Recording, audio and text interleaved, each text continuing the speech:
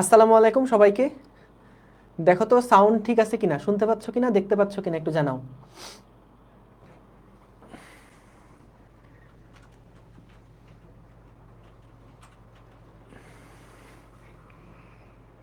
কি খবর সবার? কেমন আছেন আপনারা? আশা করি সবাই ভালো আছেন, সুস্থ আছেন।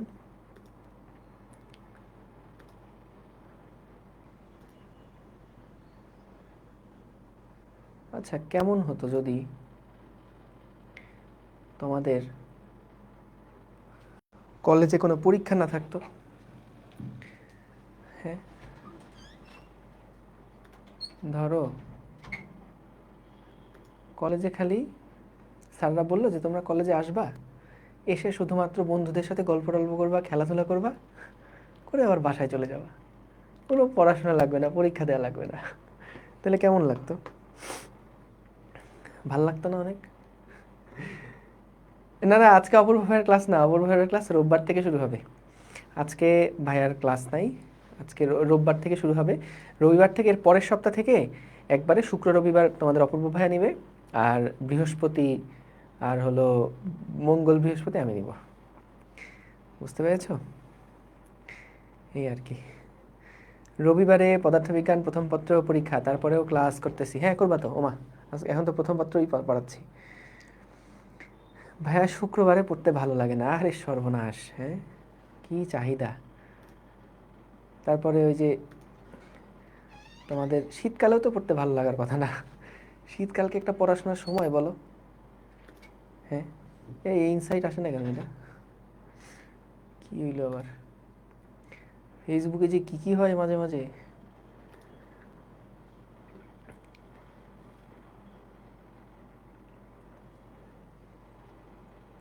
অপূর্ব দাদাকে মাসুর ভাইয়ের মতো।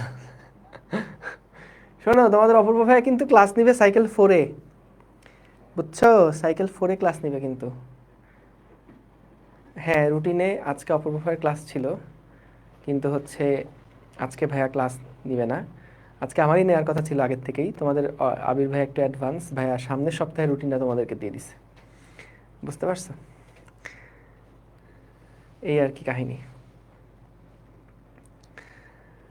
আবার আলফাফা চলে আসছে। ঠিক আছে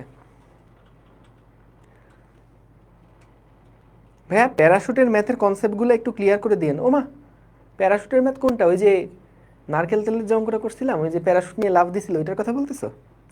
ওইখানে কি ছিল? সমবেগে যদি নামতে থাকে তাহলে কি উপরের দিকের বাধা বল আর নিচের দিকের এমজি বল পরস্পর সমান। ওইখান থেকেই ম্যাথ করা হয়েছে, কোনো সমস্যা নাই। ঠিক আছে ভাই, রবিবার না এক্সাম? তাইলে ক্লাস কখন? এই রোববার এক্সাম ওদের 26 বাজে। সোমবার এক্সাম তোমাদের? কি বলো! তোমাদের তো সোমবার এক্সাম। রোববারের দিন অপূর্ব ভাইয়ের রেগুলার টাইমে ক্লাস হবে। ঠিক আছে, ওকে, ঠিক আছে। চলো তাহলে আমরা শুরু করি। হ্যাঁ, আমরা তাহলে শুরু করি। এই আমি সবার কমেন্টই পড়ি, কিন্তু ফেসবুকে আজকে দেখা যাচ্ছে না কোনো ইনসাইটস। ঠিক আছে, যাই হোক, অসুবিধা নাই। শোনো, নিউটনীয় বলবিদ্যার অঙ্কগুলা কিন্তু মজা। আসলে আসলে অনেক মজার। এবং এগুলা হচ্ছে গেমসের মতন। তুমি গেম খেলো না? গেমগুলা কি লজিক অনুযায়ী কাজ করে না? ধরো তুমি মোবাইলে ফিফা খেলতেছো, বা ধরো তুমি কম্পিউটারে ক্রিকেট গেম খেলছো, বা তুমি ধরো ওই যে ক্যান্ডি ক্রাশ খেলতেছো। সেই সব টাইপের গেমগুলা কি লজিক অনুযায়ী আগাইতে হয় না? লজিক ছাড়া কিছু হয়? হয় না। সো আমাদের কিন্তু এই ফিজিক্সে, এই নিউটনীয় বলবিদ্যা অধ্যায়, ফিজিক্স প্রত্যেকটা জিনিসে লজিক দিয়ে আসবে। আমাদের নিউটনীয় বলবিদ্যা অধ্যায় এটা পুরো গেমসের মতন একটা অধ্যায়। পুরো গেমসের মতো, মানে পড়ার সময় তোমার মনেই হবে না যে আমি পড়তেছি। তোমার মনে হবে যে আরে আমি তো গেম খেলছি। যখন বাসার কেউ এসে জিজ্ঞেস করবে কিরে কী করছিস, তুমি বললো না যে পড়াশোনা করতেছি, কারণ পড়াশোনা এত সহজ হয় না। তুমি বলবা যে আমি গেম খেলছি। ঠিক আছে? আসলেই বলতেছি, নিউটনীয় বলবিদ্যা যে অধ্যায়টা আছে এটা কিন্তু খুবই খুবই মজাদার একটা অধ্যায়। তোমরা যদি এটা একটু ঠান্ডা মাথায় চিন্তা করো, লজিকটা বুঝে আগাইতে পারো, এটা পুরা গেমস, একেবারে গেমসের মতন। বুঝছো? এই আর কি। আগের ক্লাসটা করা, সব ক্লাস সিরিয়াল ওয়াইজ ক্লাস করা লাগবে। সিরিয়াল ওয়াইজ ক্লাস করা লাগবে। ঠিক আছে? আচ্ছা আমি একটু দাঁড়াও, মেনশন দিয়ে নেই সবাইকে। গেম খেলতে বোরিং লাগে ভাইয়া, তাহলে তোর কি করতে ভাল লাগে পূর্ণতা? তোর যেটা করতে ভাল লাগে সেটাই মনে করবি। যে তোর যদি মনে করিস যে হিন্দি সিরিয়াল দেখতে ভাল লাগে, তাহলে এটাই মনে করবি নিউটনীয় বলবিদ্যা একটা দারুণ হিন্দি সিরিয়াল, হ্যাঁ এরকম মনে করবি, কোনো সমস্যা নেই। তুই যেটা ভাল লাগে সেটাই মনে করবি। গেম নাকি বোরিং লাগে মানে কি আর বলবো। আচ্ছা এভরিওয়ান, আজকে কি লেখা যায় এভরিওয়ান দিয়ে? লেখি যে হচ্ছে আম গাছে জাম ধরে, এটা এটা আজকে এভরিওয়ানে মেনশন দিয়ে সবাইকে বলে দিলাম। আমি এই লাইনটা শিখছিলাম ওই যে তোমাদের এরকম একটা গান ছিল, মিলার একটা গান ছিল, ওইখানে এরকম একটা লাইন ছিল যে কি জানি, আম গাছে জাম ধরে। আমি প্রথম যখন লাইনটা শুনছি আমার কাছে খুব অবাক লাগছিল যে কী রে ভাই, মানে এই একটা লাইন এরকম হবে কেন, আম গাছে জাম ধরে, তাহলে তো এটা জাম গাছ। ঠিক আছে চলো শুরু করি। এই সবাই খাতা কলম বের করো, খাতা কলম বের করো, আমরা শুরু করি। আজকে আজকে অনেক অনেক গেমস খেলবো আমরা, ঠিক আছে, অনেক অনেক গেমস খেলবো। ঠিক আছে চলো শুরু করি, বিসমিল্লাহ। আপনি গান শোনার টাইম কইবেন, গান শোনার আসলে টাইম পাই না আমি। হচ্ছে এই যখন তোমাদের মতন বয়সে ছিলাম, জীবনে কোনো কাজ কাম ছিল না, সেই সময় ধরো যে গান শুনতাম, বুঝতে পারছি। এখন ভাই আর এই বয়স টয়স নাই আর কি, বুঝছো না, এখন বয়স টয়স নাই, বুড়া হয়ে গেছি। ওকে, সো দেখো আমাদেরকে বললো, প্রশ্নটা একটু পরে, এটা খুব সুন্দর একটা প্রশ্ন ভাই, পুরো গেমস, একদম গেমসের মতো চিন্তা করবো এটা, হ্যাঁ। সো কি বলছে দেখো, এম এ সমান সমান 10 কেজি, ঠিক আছে, এম এ সমান সমান 10 কেজি। এই যে দেখো, এই যে এই ভরটা আছে না, এই ভরটা মান দেওয়া আছে 10 কেজি। কি সুন্দর গেমস। সো এম এ যেটা, এইটা হচ্ছে ভাইয়া 10 কেজি। তুমি একটু প্লিজ আমার সাথে থাকো, শেষ পর্যন্ত থাকো, মনে হবে না যে ক্লাস করতেছো, সত্যি কথা আজকের ক্লাসটা অনেক মজার, হ্যাঁ। তো দেখো এম এ সমান সমান 10 কেজি, আমার প্রতিটা ক্লাসই মজার। এম বি সমান সমান 16 কেজি, অর্থাৎ এইখানে যে ভরটা আছে সমান সমান 16 কেজি। তোমাদের মজা লাগে কিনা জানি না, আমার তোমাদের ক্লাস নিতে অনেক মজা লাগে। এম বি সমান সমান 16 কেজি, ভাইয়া কি পাম দিচ্ছেন? হ্যাঁ, আনবিলিভেবল। এম এ সমান সমান 10 কেজি, এম বি সমান সমান 16 কেজি। এখন বললো 20 মিটার দৈর্ঘ্যের একটা দড়ির ভর হচ্ছে 2 কেজি। 20 মিটার দৈর্ঘ্যের, এই যে 20 মিটার দৈর্ঘ্যের একটা দড়ির ভর হচ্ছে 2 কেজি। এ ব্লকটিকে 40 নিউটন বলে টানা হচ্ছে। সো এখানে বললো এই যে ব্লকটা আছে না, এটাকে 40 নিউটন বলে টানা হচ্ছে, বুঝছো? তাহলে বলো এই গেমসের কাহিনী বুঝছো সবকিছু? দুইটা বস্তুর ভর দেওয়া, মাঝখানে একটা দড়ি আছে। এখন বলো তো আগের অঙ্কগুলোর সাথে এই অঙ্কগুলোর পার্থক্যটা কি? আগের অঙ্কগুলোর সাথে এই অঙ্কগুলোর পার্থক্যটা কি? আগের অঙ্কগুলোতে আমাদের দড়ির কোনো ভর দেওয়া ছিল না। তুমি খেয়াল করে দেখো, এর আগের দিন আমরা যে ম্যাথ করছিলাম, সেই 365 দিন আগে আমরা একটা ম্যাথ করছিলাম না, সেখানে আমাদের 3টা ব্লক ছিল, প্রত্যেকটা ব্লক একটার সাথে আরেকটা যুক্ত হয়েছিল এবং আমরা একটা ব্লকটা দড়ি দিয়ে টানছিলাম। সো এখানে কিন্তু ব্লকগুলার যে দড়ি দিয়ে কানেক্টেড, সেই দড়িগুলার কোনো ভর ছিল না, কিন্তু এই ব্লক দুইটা যেই দড়ি দিয়ে কানেক্টেড, সেই দড়িটার একটা ভর আছে। বলো তোমরা কি দুইটা পার্থক্য আলাদা করতে পেরেছো?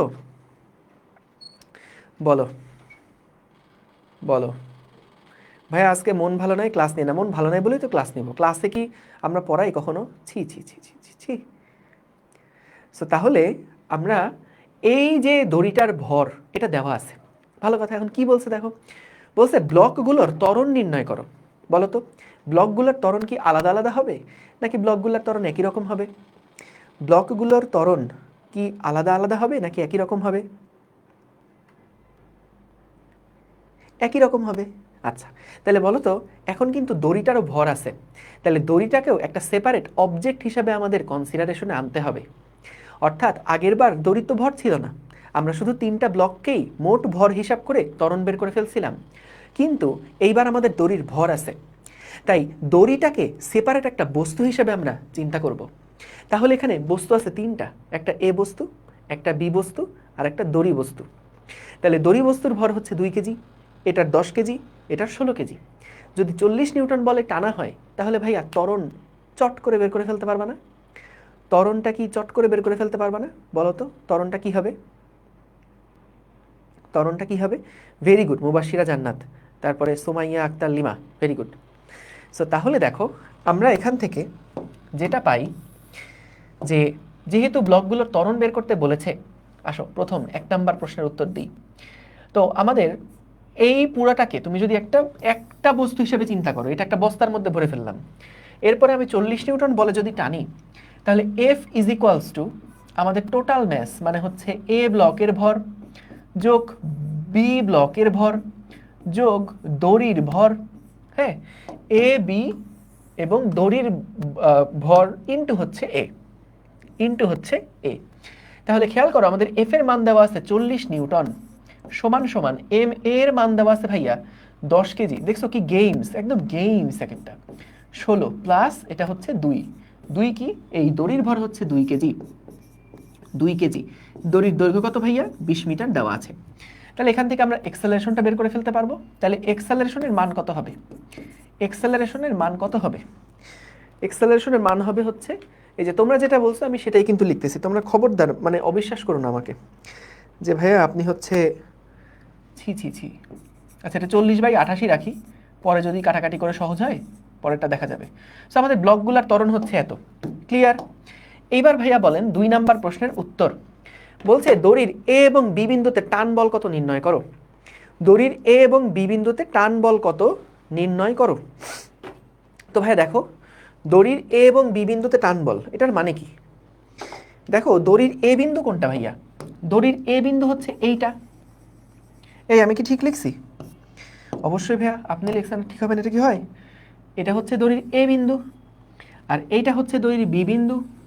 এখন খুব মনোযোগ দাও, খেয়াল করো। আমাকে বলছে দড়ির এ এবং বি বিন্দুতে টান বল নির্ণয় করো। সো আমাদের খেয়াল করো টান বল কোন দিকে কাজ করবে বলো? এই এ বস্তুটার উপরে টান বল কোন দিকে কাজ করবে বলো? এ বস্তুটার উপরে টান বল কোন দিকে কাজ করবে বলো? বামে কাজ করবে, ভেরি গুড। তাহলে ভাইয়া এই দিকে হচ্ছে বামে একটা টান বল কাজ করছে, এই টান বলটাকে আমি নাম দিলাম টি এ, ঠিক আছে? এবং বি এর উপরে বলো তো টান বলটা কোন দিকে কাজ করবে, অর্থাৎ দড়িটা এই বি ব্লকটাকে কোন দিকে টানবে?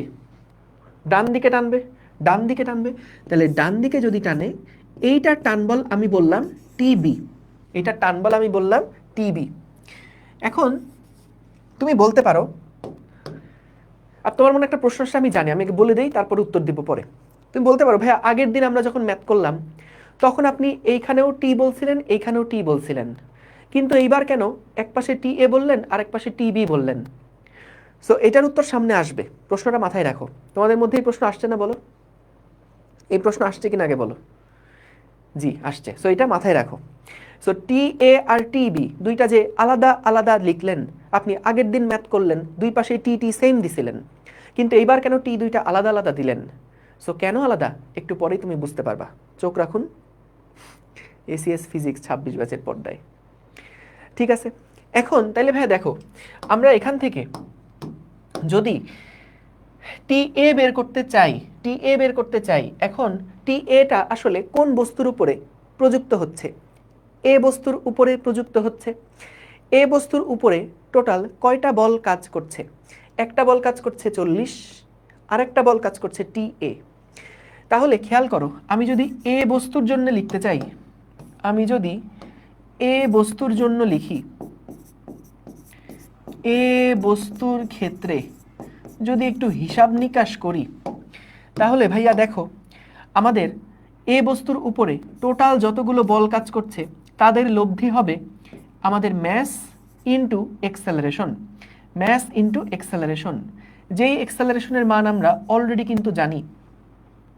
বলো তো এখানে সামেশন অফ এফ সমান সমান আমি কি লিখবো, এটা তোমরা বলো গেমস।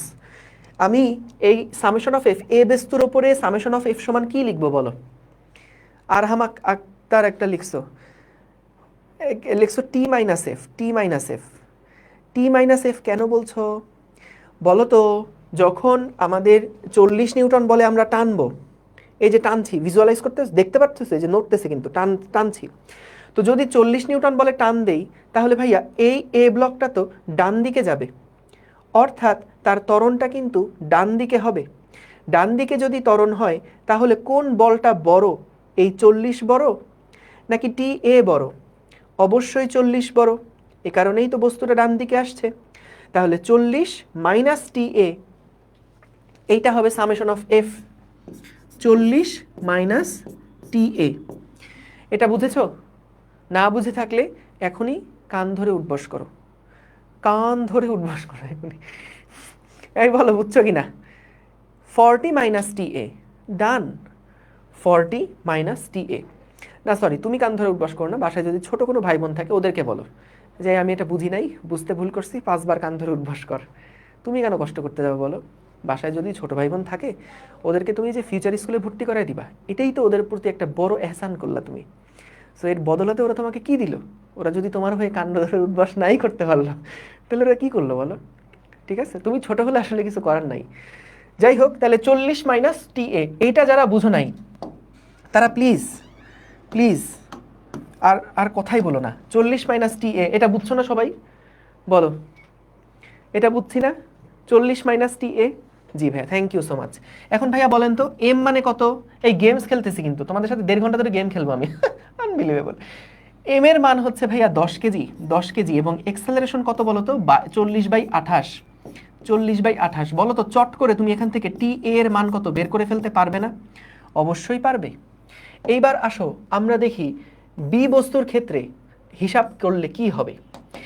বলো বি বস্তুর ক্ষেত্রে, বি বস্তুর ক্ষেত্রে এবার যদি হিসাব করো, বি বস্তুর ক্ষেত্রে, বি বস্তুর ক্ষেত্রে দেখো ভাইয়া, বলো তো এই বি বস্তুর উপরে কয়টা বল কাজ করছে?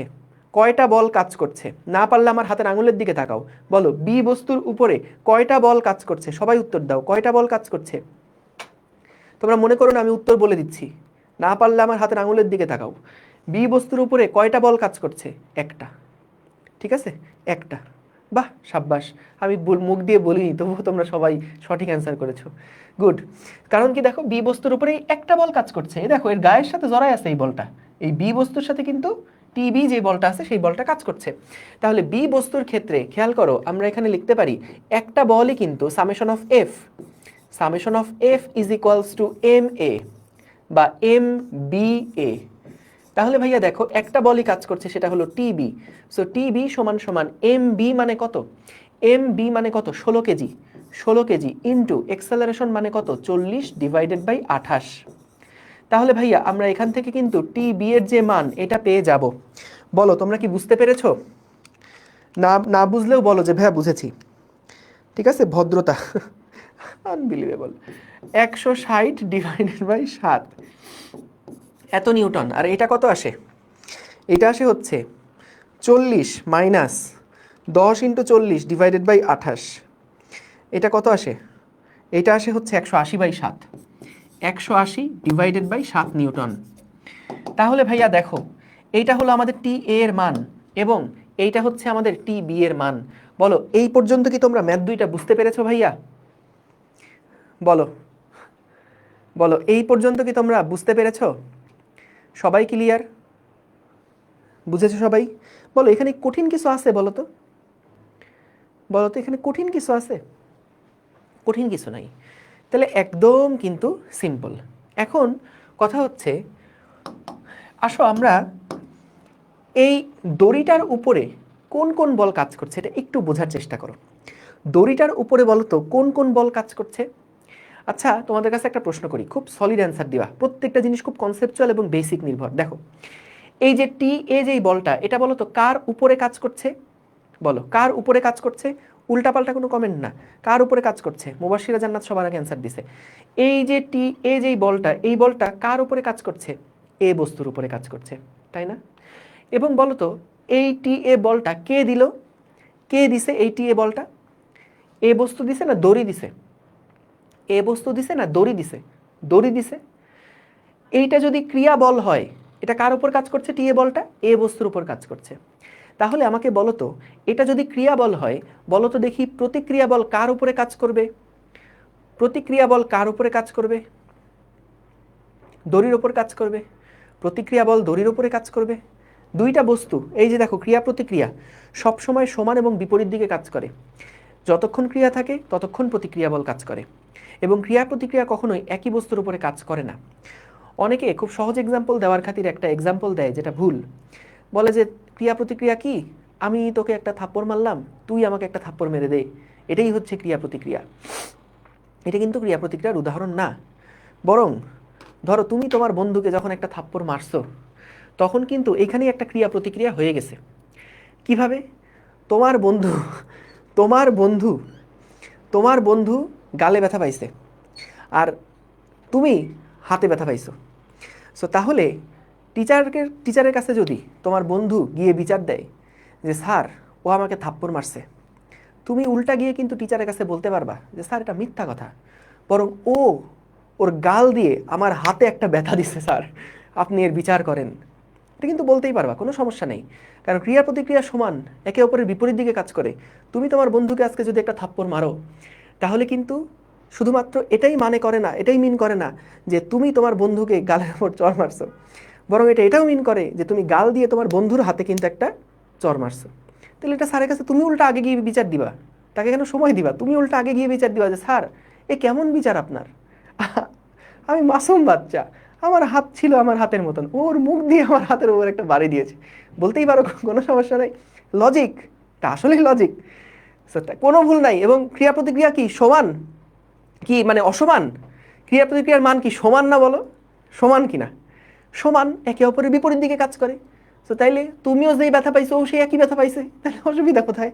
কোনো সমস্যা নাই, তুমি উল্টা বিচার দিবা। সো তাইলে ভাইয়া ওই এক্সাম্পল থেকে আমাদেরকে বেরিয়ে আসতে হবে যে আমি আমার বন্ধুকে একটা থাপ্পড় দিলাম, এটা যদি ক্রিয়া হয়, আমার বন্ধু আমাকে একটা থাপ্পড় দিলে এটা প্রতিক্রিয়া না, এটা ভুল এক্সাম্পল। বরং দুইটা অ্যাকশনেই এখানে কিন্তু প্রত্যেকটার সাথেই একটা করে রিয়াকশন আছে, প্রত্যেকটার সাথেই একটা করে রিয়াকশন আছে। বুঝতে পারছো? ডান, ঠিক আছে। এখন খুব লজিক বুঝছো? তাইলে খেয়াল করো, এই যে দড়িটা, এই দড়িটাকে এই বস্তুটাকে টিএ পরিমাণ বলে টানছে। এটা যদি ক্রিয়া হয়, তাহলে প্রতিক্রিয়া বলটাও কি?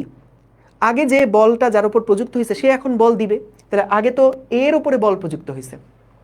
তাহলে এখন আমাদের এ বস্তুটা কি করবে? এ বস্তুটা বলবে দড়িমশাই তোমার উপরে আমি একটা বল প্রয়োগ করলাম। এটা কত বল প্রয়োগ করবে? টি এ। এটাকে আমি আলাদা করার জন্য টি এ প্রাইম বললাম, ঠিক আছে? এটাকে আমি জাস্ট আলাদা করার জন্য টি এ প্রাইম বললাম। এখন তোমরা দেখো ভাই জিনিসটা ক্রিস্টাল ক্লিয়ার কিনা, এটা না থাকলে কিন্তু জীবনে বিপদ আছে। যে আমাদের টি এ প্রাইম যেটা, এই বলটা কাজ করছে কার উপরে? দড়ির উপরে। এটা কে দিচ্ছে?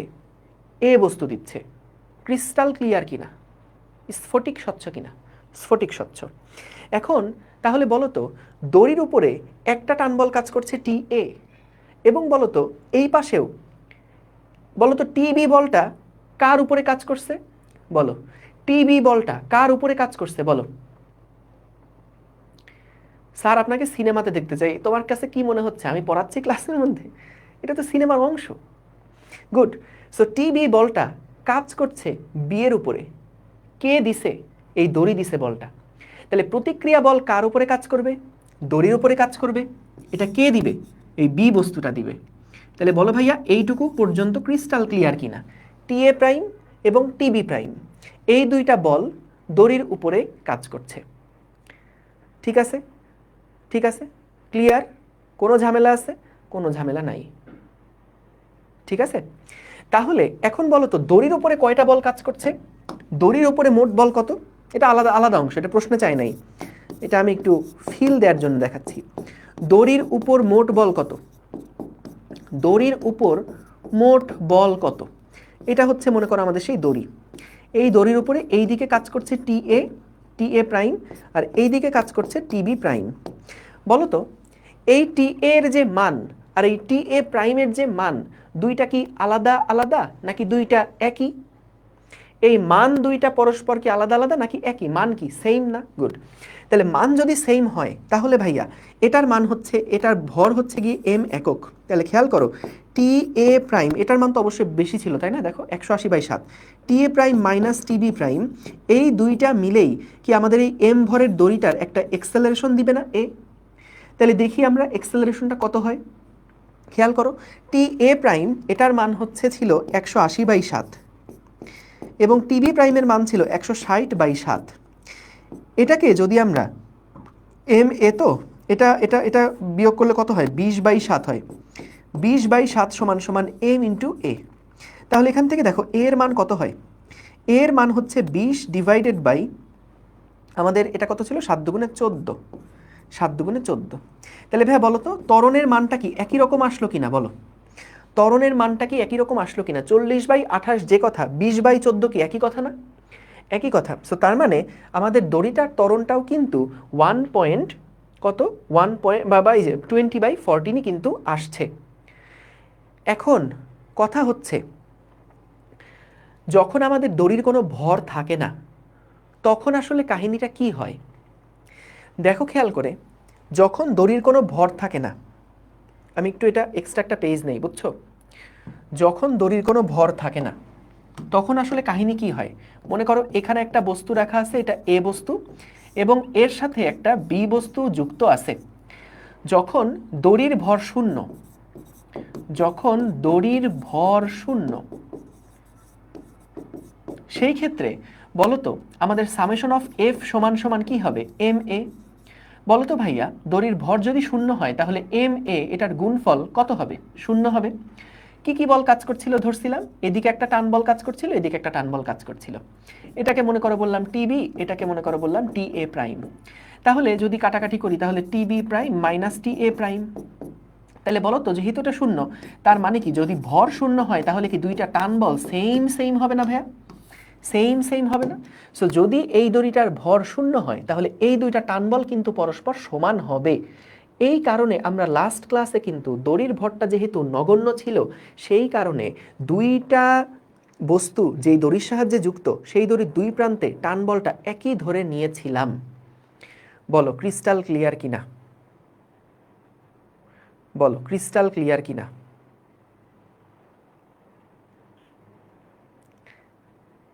হ্যাঁ, দড়ির ভর যদি 0 হয় তাহলে তো দড়ি থাকবে না, খুব সুন্দর একটা প্রশ্ন করছো। আমরা এখানে দড়ির ভরটাকে যদি বস্তুর ভরের তুলনায় নগণ্য ধরে নেই তাহলে কি হবে সেটা চিন্তা করতেছি, বুঝছো। দড়ির ভরটাকে যদি আমরা আমাদের বস্তুর যেই বস্তুটা কি দড়ির সাহায্যে যুক্ত না, সো বস্তুর যে ভরটা সেটা ধরো 10 কেজি আর দড়ির ভর মনে করো 0.0001 গ্রাম, সো তাহলে ওইটার তুলনায় এটা কোনো ভর আছে, নাই। সো আমরা আইডিয়াল দড়ি যদি চিন্তা করি, আদর্শ দড়ি যদি চিন্তা করি তাহলে দড়ির ভর আসলে বস্তুর ভরের তুলনায় শূন্য, ঠিক আছে, ওইটা ধরে আমরা চিন্তা করছি। বুঝতে পারছো, ভেরি গুড। সো তাহলে আশা করি বুঝতে পারছো যে আমাদের মূল কাহিনীটা কি হয়েছে। সো দড়ির ভর যদি শূন্য হয় তাহলে দুইটা টান বল সেম, কিন্তু খেয়াল রেখো যদি দড়ির ভর শূন্য না হয় তাহলে কিন্তু ভাইয়া এই দুই পাশের টান বল সেম হবে না। কেন হবে না, আশা করি লজিক্যাল এক্সপ্লেনেশন পাইছো, বুঝতে পারছো, বুঝতে পারছো, ডান ডান। এইবার আসো আমরা পরের প্রশ্নটা দেখি, এটা আরো সুন্দর একটা গেমস। উফ, এত গেম খেলতেছি আজকে, এটা আরো সুন্দর একটা গেমস। কোত্থেকে আমরা আগাবো, এগুলো সব মুছে দিলাম, এটা পরের পেজে আসি আর কি, হ্যাঁ আচ্ছা এগুলো থাকুক। দেখো পরের প্রশ্ন কি বললো, আমাদের প্রথম দুইটা প্রশ্নের অ্যান্সার করা শেষ, পরের প্রশ্নটা কি বললো দেখো। পরের প্রশ্ন আমাদেরকে বললো বি ব্লক থেকে 8 মিটার দূরত্বে দড়ির টান বল কত হবে নির্ণয় করো।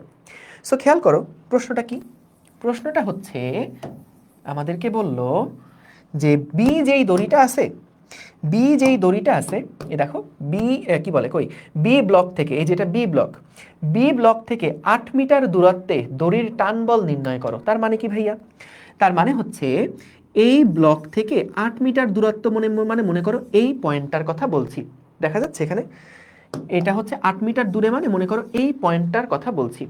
সো এই পয়েন্টে আমাদের টান বল কত সেইটা বের করতে বলেছে, এই টান বলটা কত সেইটা আমাদেরকে বের করতে বলেছে। প্রশ্ন বুঝেছো, আগেরবার কি বললো, আগেরবার বলেছে যে দড়ির এ বিন্দু আর বি বিন্দুতে টান বল বের করো, কিন্তু এবার আমাদেরকে বলল যে 8 মিটার দূরত্বে যে অংশটা আছে সেইখানে টান বল কত হবে নির্ণয় করো, ঠিক আছে, সেইখানে টান বল কত নির্ণয় করো। সো তাহলে খেয়াল করো আমরা এখান থেকে 3 নাম্বার প্রশ্নে যেটা পাই, 3 নাম্বার প্রশ্নে যেটা পাই যে আমাদের বি ব্লক থেকে 8 মিটার দূরত্বে দড়ির টান বল। সো দেখো এই টান বলের ডিরেকশন তো এই দিকে, বলো তো এই টান বলটাকে কোন মানে কোন কোন ভরকে টানা লাগবে, এই টান বলটাকে কোন কোন ভর ক্যারি করা লাগবে।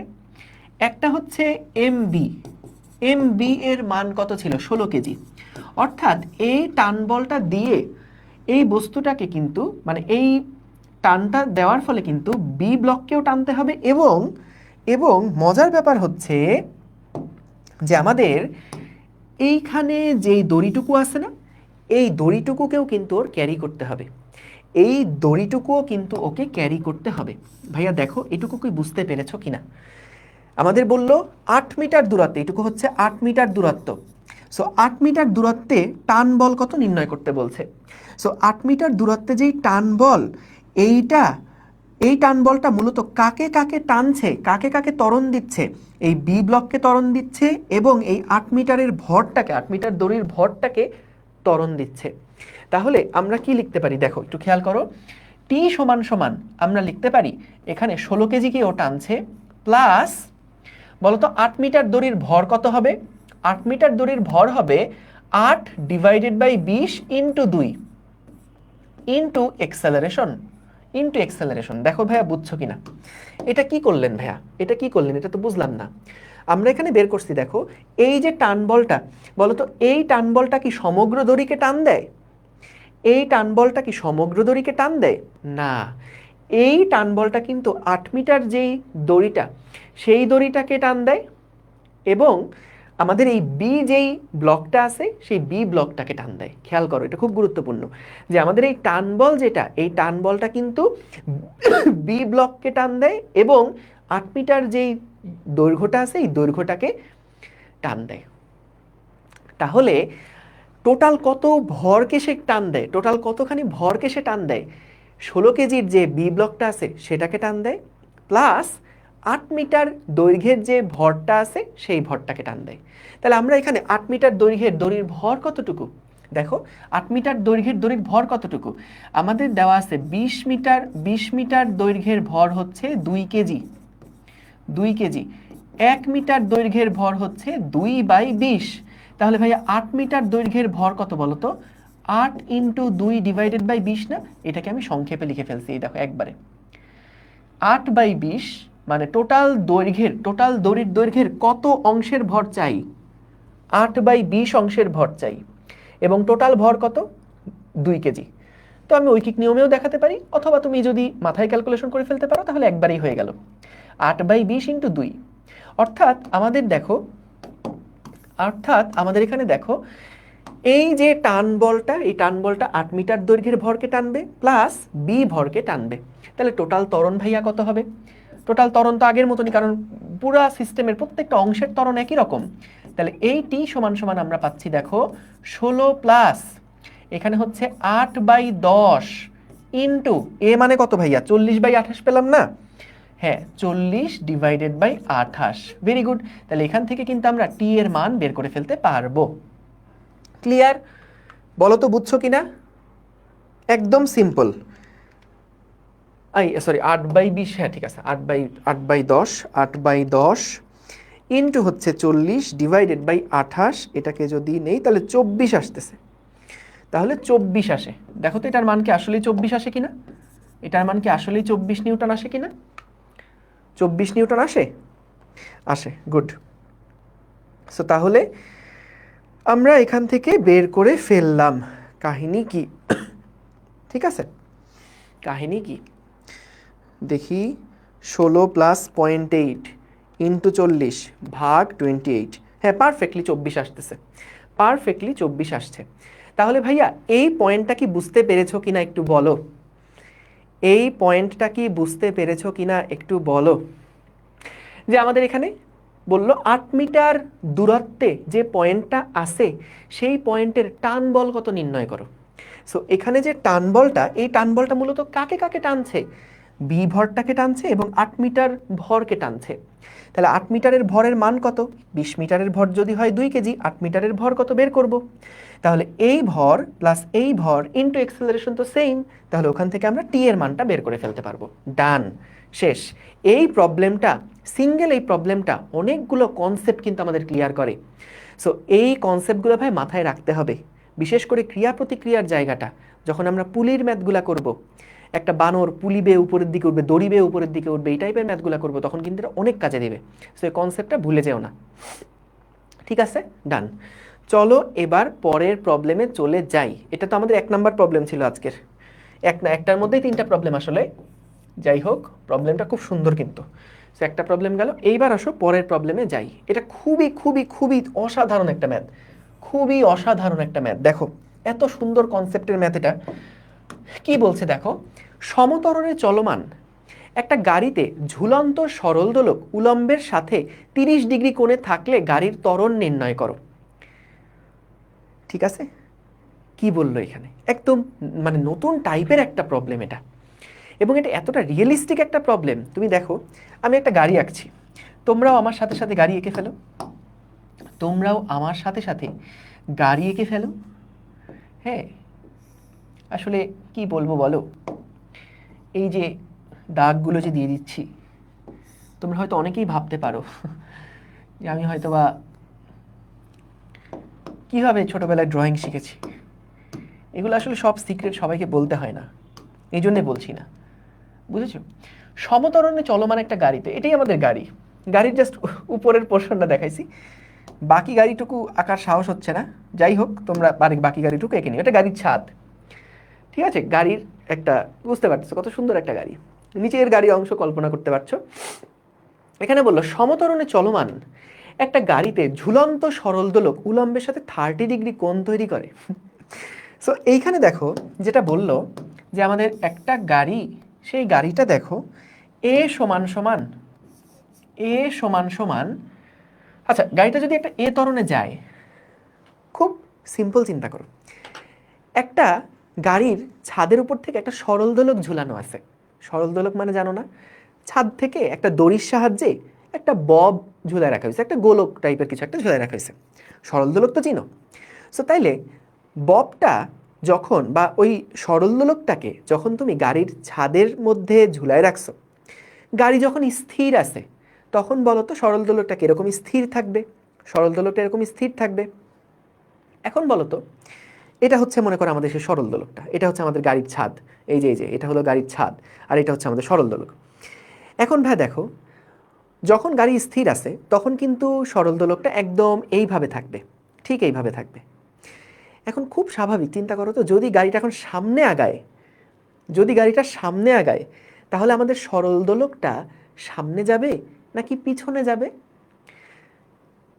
বলতো, যদি সামনে আগায় গাড়িটা, তাহলে সরল দোলকটা কি সামনে আগাবে না পিছে যাবে? সবাই এটা ক্রিস্টাল ক্লিয়ার তো, পিছনের দিকে যাবে, পিছনের দিকে যাবে। তাহলে ভাইয়া দেখো, গাড়িটার ত্বরণ যদি এই দিক বরাবর হয়, তাহলে আমাদের সরল দোলকটা কোন দিকে কোণ করে থাকবে? এইরকম একটা কোণ করে থাকবে না? সরল দোলকটা এইরকম একটা কোণ করে থাকবে না? দেখো তো, এই দেখো, এটা হচ্ছে আমাদের সেই ববটা, বুঝতে পেরেছো? এইটা হচ্ছে আমাদের সেই ববটা, এই যে। তাহলে খেয়াল করো, এটা হলো সেই সরল দোলক, আর এটা উলম্বের সাথে কত কোণ সেটা বোঝানোর জন্য এই দাগটা দিছি, তাছাড়া কিছু না। আমাদের বলল, যখন সমতরণে চলমান একটা গাড়ি ঝুলন্ত সরল দোলক উলম্বের সাথে 30 ডিগ্রি কোণে থাকে, তাহলে গাড়িটা যখন সামনের দিকে এ ত্বরণে যাচ্ছে, এই সরল দোলকটা এভাবে করে হয়ে গেছে। এই কোণটা কত? এই যে কোণটা আছে, এই কোণটা আমাদেরকে বলে দিয়েছে 30 ডিগ্রি। এই কোণটা আমাদেরকে বলে দিয়েছে কত? 30 ডিগ্রি। জাস্ট এই ইনফরমেশনটা থেকে আমাকে বের করতে হবে গাড়িটার ত্বরণ কত। এই ইনফরমেশনটা থেকে আমাকে বের করতে হবে গাড়িটার ত্বরণ কত। কলেজ অ্যাডমিশনের ক্লাসে করাইছিলাম তাই? বাহ, আচ্ছা আচ্ছা, ঠিক আছে ঠিক আছে, না ভরও লাগবে না, কিচ্ছু লাগবে না এখানে। এইখানে আর আজকে বাংলাদেশে খেলা হচ্ছে, আসলে কার কার কার সাথে কার খেলা? বাংলাদেশে খেলা এখন আর দেখা হয় না কিন্তু, ঠিক আছে, ওকে। সো তাইলে ভাইয়া দেখো, আমরা এখান থেকে যেটা পাই, যে দেখো আমাদের গাড়িটা যদি ত্বরণে যায়, সামনের দিকে ত্বরণে যায়, তখন কিন্তু এটা এরকম করে হেলে যাবে। সো তাহলে এই অ্যাঙ্গেলটা থেকে জাস্ট এই ইনফরমেশনটাই দেওয়া, যে সরল দোলকটা উলম্বের সাথে 30 ডিগ্রি কোণে থাকলে গাড়ির ত্বরণ কত। তোমাদের কাছে আমার একটা প্রশ্ন, বলো তো ভাইয়া, গাড়িটা যদি সমবেগে যায় তাহলে অ্যাঙ্গেলটা কত হবে? গাড়িটা যদি সমবেগে যায় তাহলে অ্যাঙ্গেলটা কত হবে বলো তো? Very good, very good. মানে উলম্বের সাথে সেটা 0 ডিগ্রি কোণে থাকবে, আনুভূমিকের সাথে 90 ডিগ্রি, উলম্বের সাথে 0 ডিগ্রি কোণে থাকবে। Very good. এখন আমরা তাহলে ভাই অ্যানালাইসিসটা করব কিভাবে? এটাকে আমি র্যান্ডম একটা কোণ ধরলাম থিটা, বুঝছো? 30 ডিগ্রির জন্য না করে যে কোনো একটা অ্যাঙ্গেল যদি দেওয়া থাকে থিটা, সেটার জন্য কি হবে এটাই আমরা দেখছি, এটাই আমরা দেখছি। তো তাইলে দেখো আমাদের এই থিটার জন্য তোমাদের যদি ছবিটা আঁকা ছোট হয়ে যায়, তাহলে আমি যেভাবে করে বড় করে নিলাম এভাবে বড় করে নিতে পারো। এগুলো শিখতে হবে, বড়দের কাছ থেকে এগুলো না শিখলে জীবনে কি করবা? সো এখন ভাইয়া খেয়াল করো, আমাদের বলো তো এই ববটার উপরে, এই ববটা কিন্তু যখন গাড়িটা সমতরণে যাচ্ছে তখন কিন্তু এই ববটা ঠিক এইভাবে করে স্থির হয়ে থাকবে। যখন গাড়িটা সমতরণে যাচ্ছে তখন গাড়ির সাপেক্ষে কিন্তু এই ববটা একদম এইরকম স্থির হয়ে থাকবে, ঠিক? বলতো এই দড়িটা আমাদের ববটাকে কোন দিক বরাবর টান দিচ্ছে? এদিক বরাবর টান দিচ্ছে, এদিক বরাবর একটা টান বল দিচ্ছে। এটা কি বুঝছো? টান বল সবসময় কোন দিকে কাজ করে? বস্তুর সাথে দড়ির যে কন্টাক্ট পয়েন্ট এখান থেকে বাইরের দিকে কাজ করে, তাহলে এটা হচ্ছে টান বল। এখন দেখো এই টান বলের কিন্তু ভাইয়া দুইটা উপাংশ আছে, টান বলের কিন্তু ভাইয়া দুইটা উপাংশ আছে। খেয়াল করে দেখো, এইটা যদি আমাদের থিটা অ্যাঙ্গেল হয় তাহলে ভাইয়া এই কোণটাও কত? এটা হচ্ছে থিটা কোণ। আমি যেহেতু এই টানটাকে দুইটা উপাংশে ভাগ করে ফেলেছি, তাহলে এইটা এখন আমাদের আর নাই, এইটা এখন আমাদের আর নাই। এটাকে আমরা ভেঙে কি করছি? দুইটা উপাংশে ভাগ করে ফেলেছি। তাহলে বলো তো এই দিক বরাবর তার, এটা যেহেতু থিটা, কারণ এটা থিটা বলে এটাও থিটা, একান্তর কোণ বলে, তাহলে আমরা এটা লিখতে পারি এদিক বরাবর ভ্যালুটা হচ্ছে টি কস থিটা, আর এদিক বরাবর ভ্যালুটা হচ্ছে টি সাইন থিটা। এখন মজার ব্যাপার হচ্ছে দেখো, এই বস্তুটা উপরে কিন্তু আরো একটা বল কাজ করছে নিচের দিকে, সেটা কি? সেটা হচ্ছে এমজি। আরো একটা বল কাজ করছে, সেটা কি? সেটা হচ্ছে এমজি।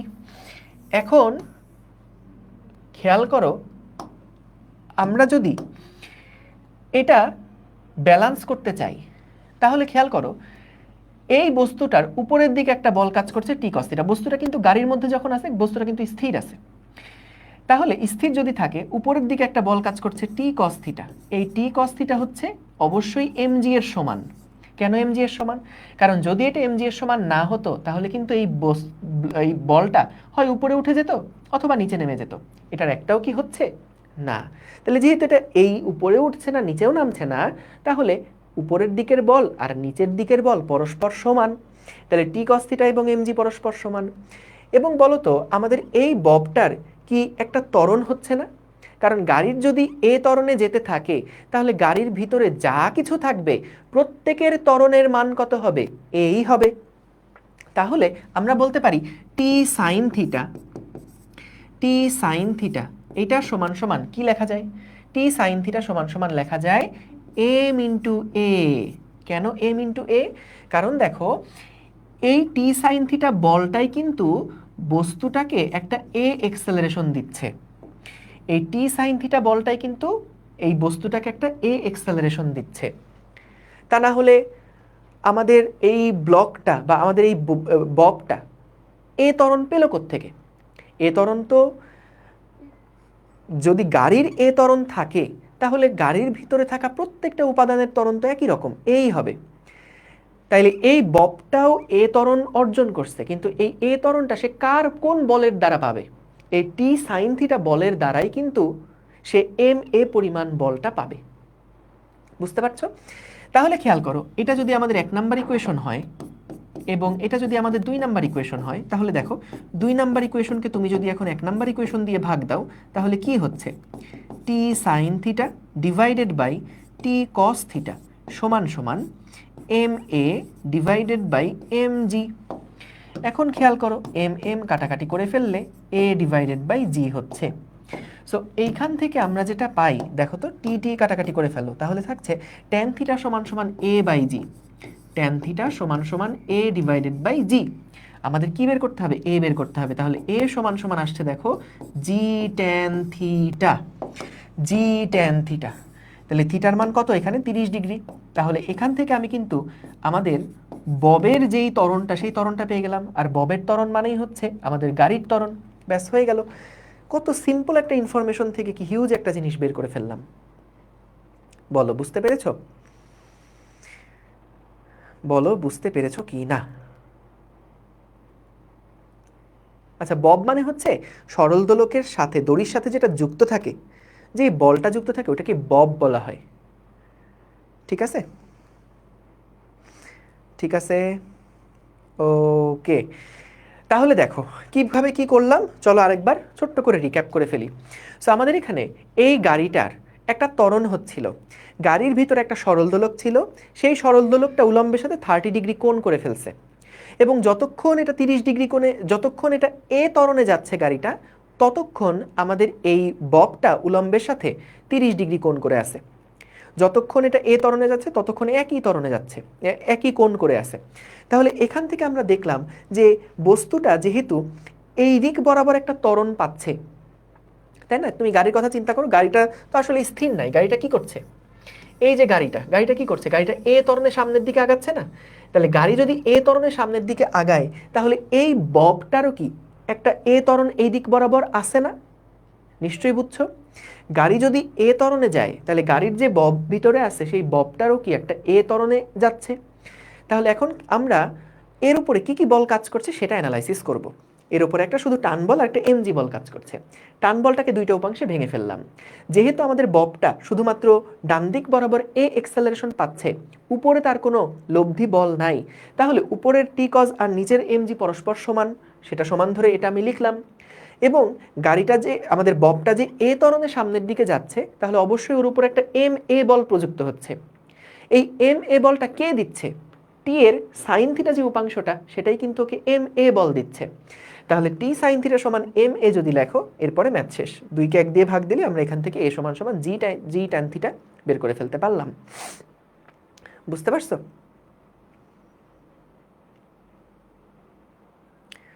ঠিক আছে, বলো বুঝছো কিনা? সাইন থিটা আর অপোজিটে কোনো বল নাই কেন? সাইন থিটার অপোজিটে কেন বল লাগবে? বস্তু তো স্থির না। আমাদের এই বস্তুটা কি আসলে স্থির? বলো তো। যে বাইরে থেকে তুমি যদি দেখো, এখানে আসলে দুইটা রেফারেন্স ফ্রেম দিয়ে ম্যাথটা করা যায়। আমি এখানে যে রেফারেন্স ফ্রেম দিয়ে ম্যাথটা করছি, এটা হচ্ছে বাইরের একজনের সাপেক্ষে। সে কি অবজার্ভ করছে? গাড়ির বাইরে যে আছে সে কিন্তু দেখবে এই লাল বলটা সেটা এ ত্বরণের সামনের দিকে আগাচ্ছে, তাহলে তার তো একটা এ এক্সেলারেশন আছে, এর তো ত্বরণ শূন্য না। তাহলে সেই ক্ষেত্রে এই টি সাইন থিটা বলটাই ওকে আসলে এ পরিমাণ ত্বরণ দিচ্ছে। তাহলে যে টি সাইন থিটা সমান এম এ আর টি কস থিটা সমান এম জি, ডান হয়ে গেল। বুঝেছো? হ্যাঁ, এটা সত্যি। আসলেই ত্বরণ যদি ফিক্স থাকে তাহলে দোলক সব সময় 30 ডিগ্রি অ্যাঙ্গেলে ফিক্স থাকবে। তুমি এখান থেকে প্রমাণ দেখো, এর মান যদি বাড়াও থিটার মান বাড়বে। এ দেখো, এ সমান জি ট্যান থিটা, এ যদি ফিক্স রাখো থিটা কিন্তু ফিক্স থাকবে। ঠিক আছে? এবং যখন এ শূন্য, তখন বলো তো থিটার মান কত? 0। আর এ শূন্য মানে কি? আমাদের বেগ সুষম হয়ে গেছে। বুঝতে পারছো? হ্যাঁ, জি এর মানটা 9.8 ধরেই আমরা করব। ঠিক আছে, জি এর মান 9.8 ধরে করব। ডান, ঠিক আছে। চলো পরেরটা দেখে ফেলি। আশা করি বুঝছো। সুন্দর না ম্যাথটা? বলো তো, ম্যাথটা কি সুন্দর কিনা বলো। এই প্রবলেমটা একদম আগের অঙ্কটার মতন, এটা হোমওয়ার্ক দিয়ে রাখি। এই প্রবলেমটা হোমওয়ার্ক দিয়ে রাখি। আমি ভেক্টরেও যেরকম অনেকগুলো প্রবলেম হোমওয়ার্ক দিয়ে পরে একটা হোমওয়ার্ক সলভিং ক্লাস নিছিলাম না, এখানেও তাই করব, অসুবিধা নাই। কিন্তু এই প্রবলেমটা হুবহু ওই যে আমরা ব্লক মাঝখানে দড়ি যে অঙ্কটা করলাম ওইটা এখানে তোমরা একটু অ্যাপ্লাই করো আর কি। শোনো আমি বলি, অনেক সময় তোমরা আমাদেরকে এই প্রশ্নটা করো যে ভাইয়া আমি ক্লাসে ম্যাথ বুঝতেছি কিন্তু বাসায় যখন করতে যাই তখন না অঙ্ক করতে পারতেছি না, নিজে নিজে করতে পারছি না। এখন দেখো এটার আসলে সলিউশনটা কি। দেখো ভাইয়া, তুমি যতক্ষণ না পর্যন্ত ম্যাথ চিন্তা করবা, চিন্তা করে কনসেপ্ট বা বেসিকের সাথে রিলেট করবা, থিওরির সাথে রিলেট করতে পারছো না যতক্ষণ পর্যন্ত, ততক্ষণ পর্যন্ত ভাইয়া আসলে ম্যাথ তুমি নিজে নিজে পারবা না। তাহলে এটার জন্য কি করতে হবে? এটার জন্য তুমি এই যে প্রশ্ন দেখার সাথে সাথেই সলিউশন দেখে ফেলো। প্রশ্ন দেখা, অঙ্ক যখন প্র্যাকটিস করো তোমাদের মেজরিটি টেন্ডেন্সি হচ্ছে প্রশ্ন পাইছি সলিউশন দেখি, প্রশ্ন পাইছি ও পারতেছি না, এত চিন্তা করতে ভালো লাগতেছে না, সলিউশন দেখি। না, তুমি একটা প্রবলেম পেলা, এটা ভুলভাবে সমাধান করো না, কে দেখতেছে? তুমি এটা ভুলভাবে সলভ করো, সমস্যা নাই তো। সো তুমি ওইখান থেকে অ্যাটলিস্ট তোমার টার্গেট থাকবে আমি ম্যাথের সাথে থিওরিটাকে রিলেট করতে পারতেছি কিনা। ম্যাথে যেটা বলছে আর আমি থিওরি যেটা শিখছি এইটার সাথে এটার লিঙ্ক হলো এই জায়গাতে, গট ইট। এইটা তোমার দরকার। কিন্তু যতই তুমি সলিউশন দেখো, যতই তুমি সলভ ক্লাস দেখো, এটা কিন্তু লাভ হবে না। সো এই জন্য প্র্যাকটিসের জন্য যে ম্যাথগুলো দেওয়া হয়েছে, এই ম্যাথগুলা কিন্তু দেওয়া এই কারণে না যে তোমাকে 100টা প্রবলেমের 100টাই পারতে হবে, কখনোই এই কারণে এতগুলো ম্যাথ দেওয়া না। আমাদের প্র্যাকটিস বুকে যে ম্যাথগুলো দেওয়া আছে এগুলো সবগুলো পারলে ভেরি গুড, কিন্তু সবগুলো পারতেই হবে এটার জন্য দেওয়া হয় নাই। অনেকগুলো ম্যাথই রাখা হয়েছে এইরকম যেগুলো কঠিন, এগুলো নিয়ে তোমরা চিন্তা করবা। যতক্ষণ না পর্যন্ত এই চিন্তার জগতে প্রবেশ করতেছো, মানে জিনিসটাকে লিঙ্ক করাটাকে আমি চিন্তার কথা বলছি, যে থিওরির সাথে ম্যাথের লিঙ্ক করা, এই লিঙ্কটা যতক্ষণ না পর্যন্ত করতে পারছো ততক্ষণ পর্যন্ত কিন্তু তুমি যতই ম্যাথের সলিউশন দেখো না কেন, যতই ক্লাস করো না কেন, নিজে নিজে কিন্তু করতে পারবা না। সো এটার কারণে তোমাকে একটু সময় দিতে হবে, একটু স্থির হও, সময় আছে। যে কোনো একটা অধ্যায় পড়ার সময় অস্থির হও না, স্থির থাকো, লেকচারগুলো ভালোভাবে দেখো, ম্যাথগুলা কিভাবে আমরা থিওরির সাথে রিলেট করতেছি সেই জিনিসটা একটু এক্সপেরিয়েন্স করো, এবং তারপরে নিজে থেকে প্র্যাকটিস করো। বুঝছো? স্যার কোনো বস্তুর ওজন থেকে কম বলে কিছু ঠেললেও সেই বস্তু গতিশীল হয়? অবশ্যই হইতে পারে, অবশ্যই হতে পারে। তুমি এটা কি প্রশ্ন করলা? আচ্ছা এটা কমেন্টে করো, এটা আমি দেখাই দিব না, অসুবিধা নাই। মানে তুমি বলতেছো এমজির থেকে ধরো কোনো একটা বস্তুর ওজন হচ্ছে 10 নিউটন, তো আমি যদি ওর ওপর 2 নিউটন বল প্রয়োগ করি তাহলে কি এটা ত্বরণ হবে না? অবশ্যই হবে, হবে না কেন? জাস্ট আমি ওই 2 নিউটনকে ম্যাস দিয়ে ভাগ করলেই তো একটা অ্যাক্সেলারেশন পাবো। ঠিক আছে,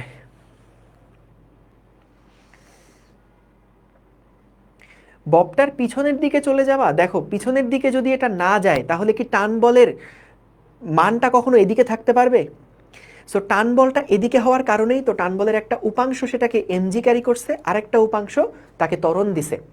সো যদি এটা সামনের দিকে আগায় যেত তাহলে কি হতো একটু বলো তো?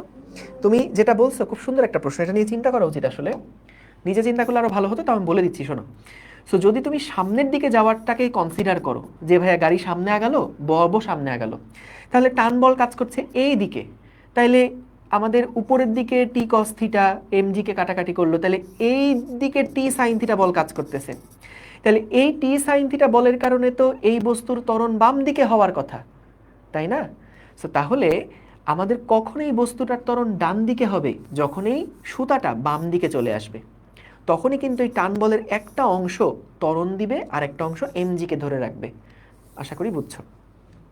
ওকে, এইবার আসো, এটা খুব দারুণ একটা ম্যাথ প্রবলেম এবং এটা সিকের ওয়েটে আসা একটা প্রশ্ন, কিন্তু আহামরি কোনো কঠিন প্রশ্ন না, খুবই খুবই সহজ একটা প্রশ্ন। প্র্যাকটিস শিটের অঙ্ক না বুঝলে কি করবা? প্র্যাকটিস শিটের অঙ্ক তুমি যদি দেখো এটা হার্ড লেখা তাহলে বাদ, দরকার নাই, চিন্তা করো, বুঝলে ভালো, না বুঝলে ওটা নিয়ে টেনশন করা দরকার নাই। আগে ইজি মিডিয়ামগুলো আগে শেষ করবা, ঠিক আছে? আগে ইজি মিডিয়ামগুলো আগে শেষ করবা। হ্যাঁ ঠিক আছে, তাহলে দেখো এখানে কি বলছে, 10 কেজি ভরের একটা বেলুন, 10 কেজি ভরের একটা বেলুন কিছু পরিমাণ বালি নিয়ে 2 মিটার পার সেকেন্ড স্কোয়ার ত্বরণ সহ নিচে নামছে। বেলুনটি থেকে 1/4 বালি ফেলে দেওয়ার পরে সেটি সমবেগে নামতে থাকে। বেলুনটিতে প্রথমে কত পরিমাণ বালি ছিল? খেয়াল করো, খুব সুন্দর একটা প্রশ্ন এটা। সো আমাদের একটা বেলুনের কথা বলছে, এইটা হচ্ছে মনে করো আমাদের বেলুন, ওই যে বেলুন, মানে ধরো বেলুনে করে তুমি ঘুরতে ঘুরতে গেছো আর কি, বুঝছো না? তোমার তো মানে রিক্রিয়েশনের অনেক অভাব, তো তুমি কি করছো, তুমি হচ্ছে বেলুনে করে ঘুরে বেড়াতে চাচ্ছ, সেই হচ্ছে বেলুন। সো 10 কেজি ভরের একটা বেলুন কিছু পরিমাণ বালি নিছে, এই ইয়ার ভর হচ্ছে 10 কেজি, 10 কেজি ভরের একটা বেলুন কিছু পরিমাণ বালি নিছে। তো বালির পরিমাণ কত? আমি ধরলাম বালির পরিমাণ হচ্ছে ক্যাপিটাল এম, তাহলে টোটাল ভর কত? 10 প্লাস ক্যাপিটাল এম। এইটুকু পরিমাণ বালি নিয়ে 2 মিটার পার সেকেন্ড স্কোয়ার ত্বরণে আমাদের এটা নিচের দিকে নামছে। 2 মিটার পার সেকেন্ড স্কোয়ার ত্বরণে আমাদের এই বেলুনটা নিচের দিকে নামছে। এখন আমাকে একটা প্রশ্নের উত্তর দাও, ভাইয়া বলো তো, যদি আমাদের এখানে কি কোনো ঊর্ধ্বমুখী বল কাজ করছে? একটু বলো তো, আমাদের এই বস্তুটার উপরে, এই বেলুনটার উপরে কি কোনো ঊর্ধ্বমুখী বল কাজ করছে? অবশ্যই ঊর্ধ্বমুখী বল কাজ করছে, তা না হলে আমাদের এই বস্তুটা তো 9.8-এ পড়তে থাকতো। সো যেহেতু ঊর্ধ্বমুখী একটা বল একে বাধা দিছে, তাই এটা 9.8-এ পড়ছে না, এটা এখন 2 মিটার পার সেকেন্ড স্কোয়ার ত্বরণে পড়ছে। তাহলে এটা ক্লিয়ার? এখন ভাইয়া বলো তো, উপরের দিকে আসলে কি বল কাজ করবে এখানে? উপরের দিকে অনেকগুলা বলই কাজ করতে পারে। একটা হতে পারে প্লবতা বল, একটা হতে পারে বাতাসের বাধা বল। সো আমরা এখানে একটা বল ধরে নিব, যেটা যে কোনো একটা, সেটাকে এফ দিয়ে প্রকাশ করব।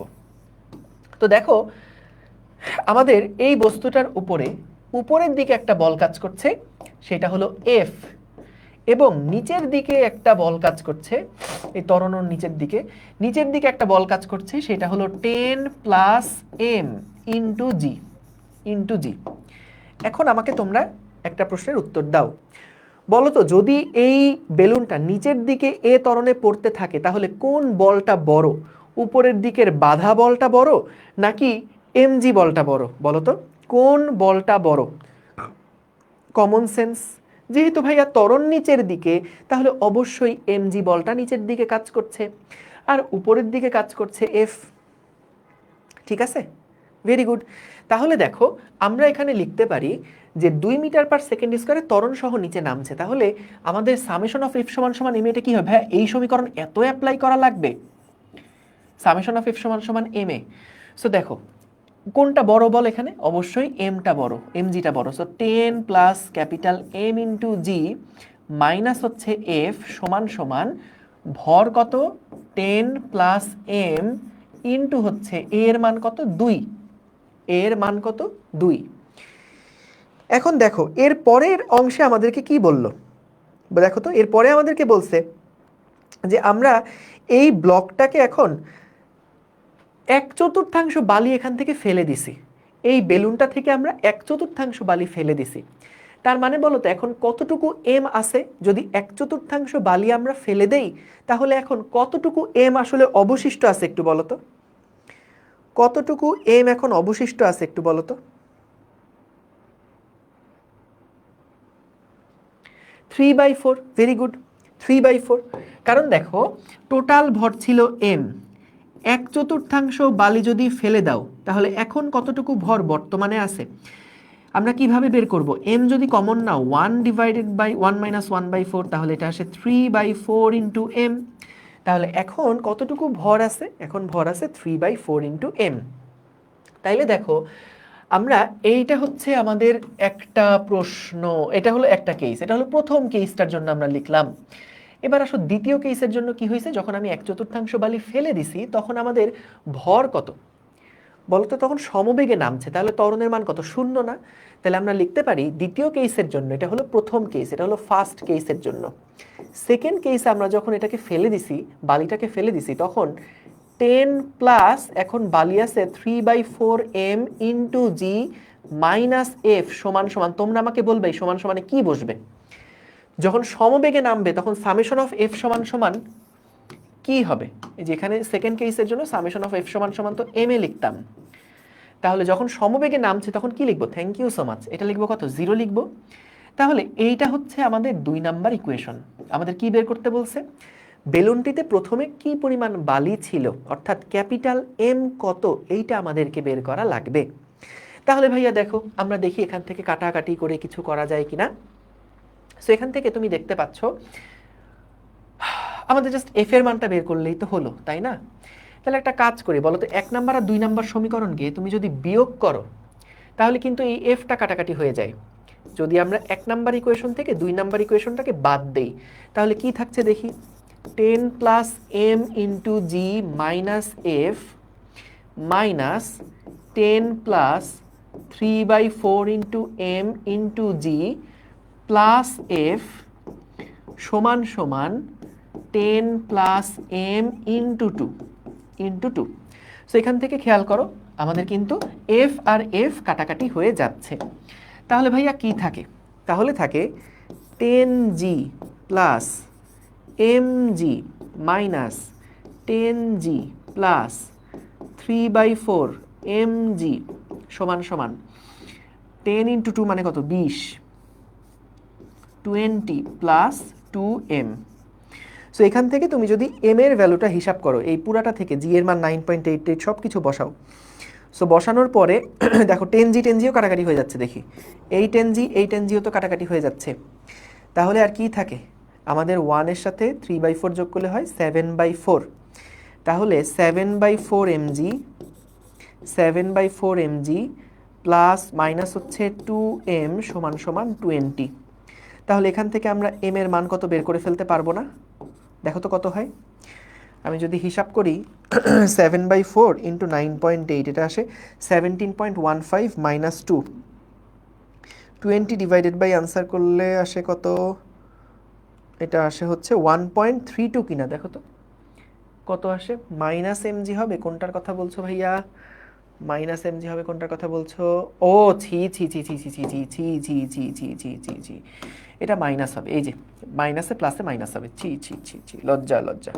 তাহলে এখান থেকে এমজি থেকে 3/4 mg বাদ দিলে আসে কত? 1/4 mg। Thank you so much. এবং সমান সমান হচ্ছে 20 প্লাস 2m।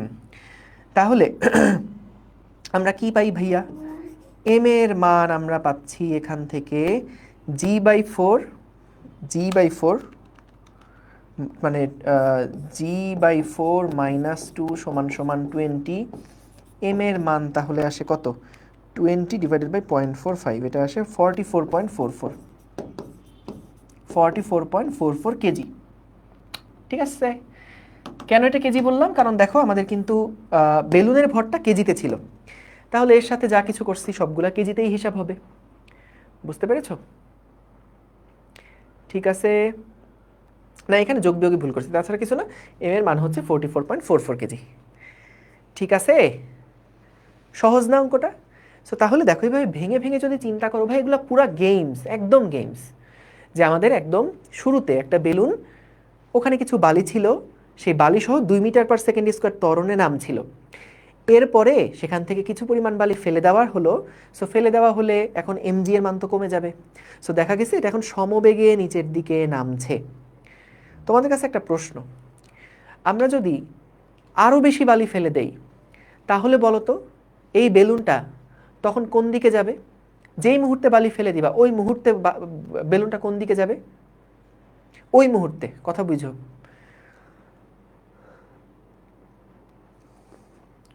ওই মুহূর্তে উপরে যাবে না। খেয়াল করো, গতির অবস্থাটা বোঝার চেষ্টা করো। সো প্রথমে তুমি বালি ফেলে দিছো, সমবেগে যাচ্ছে।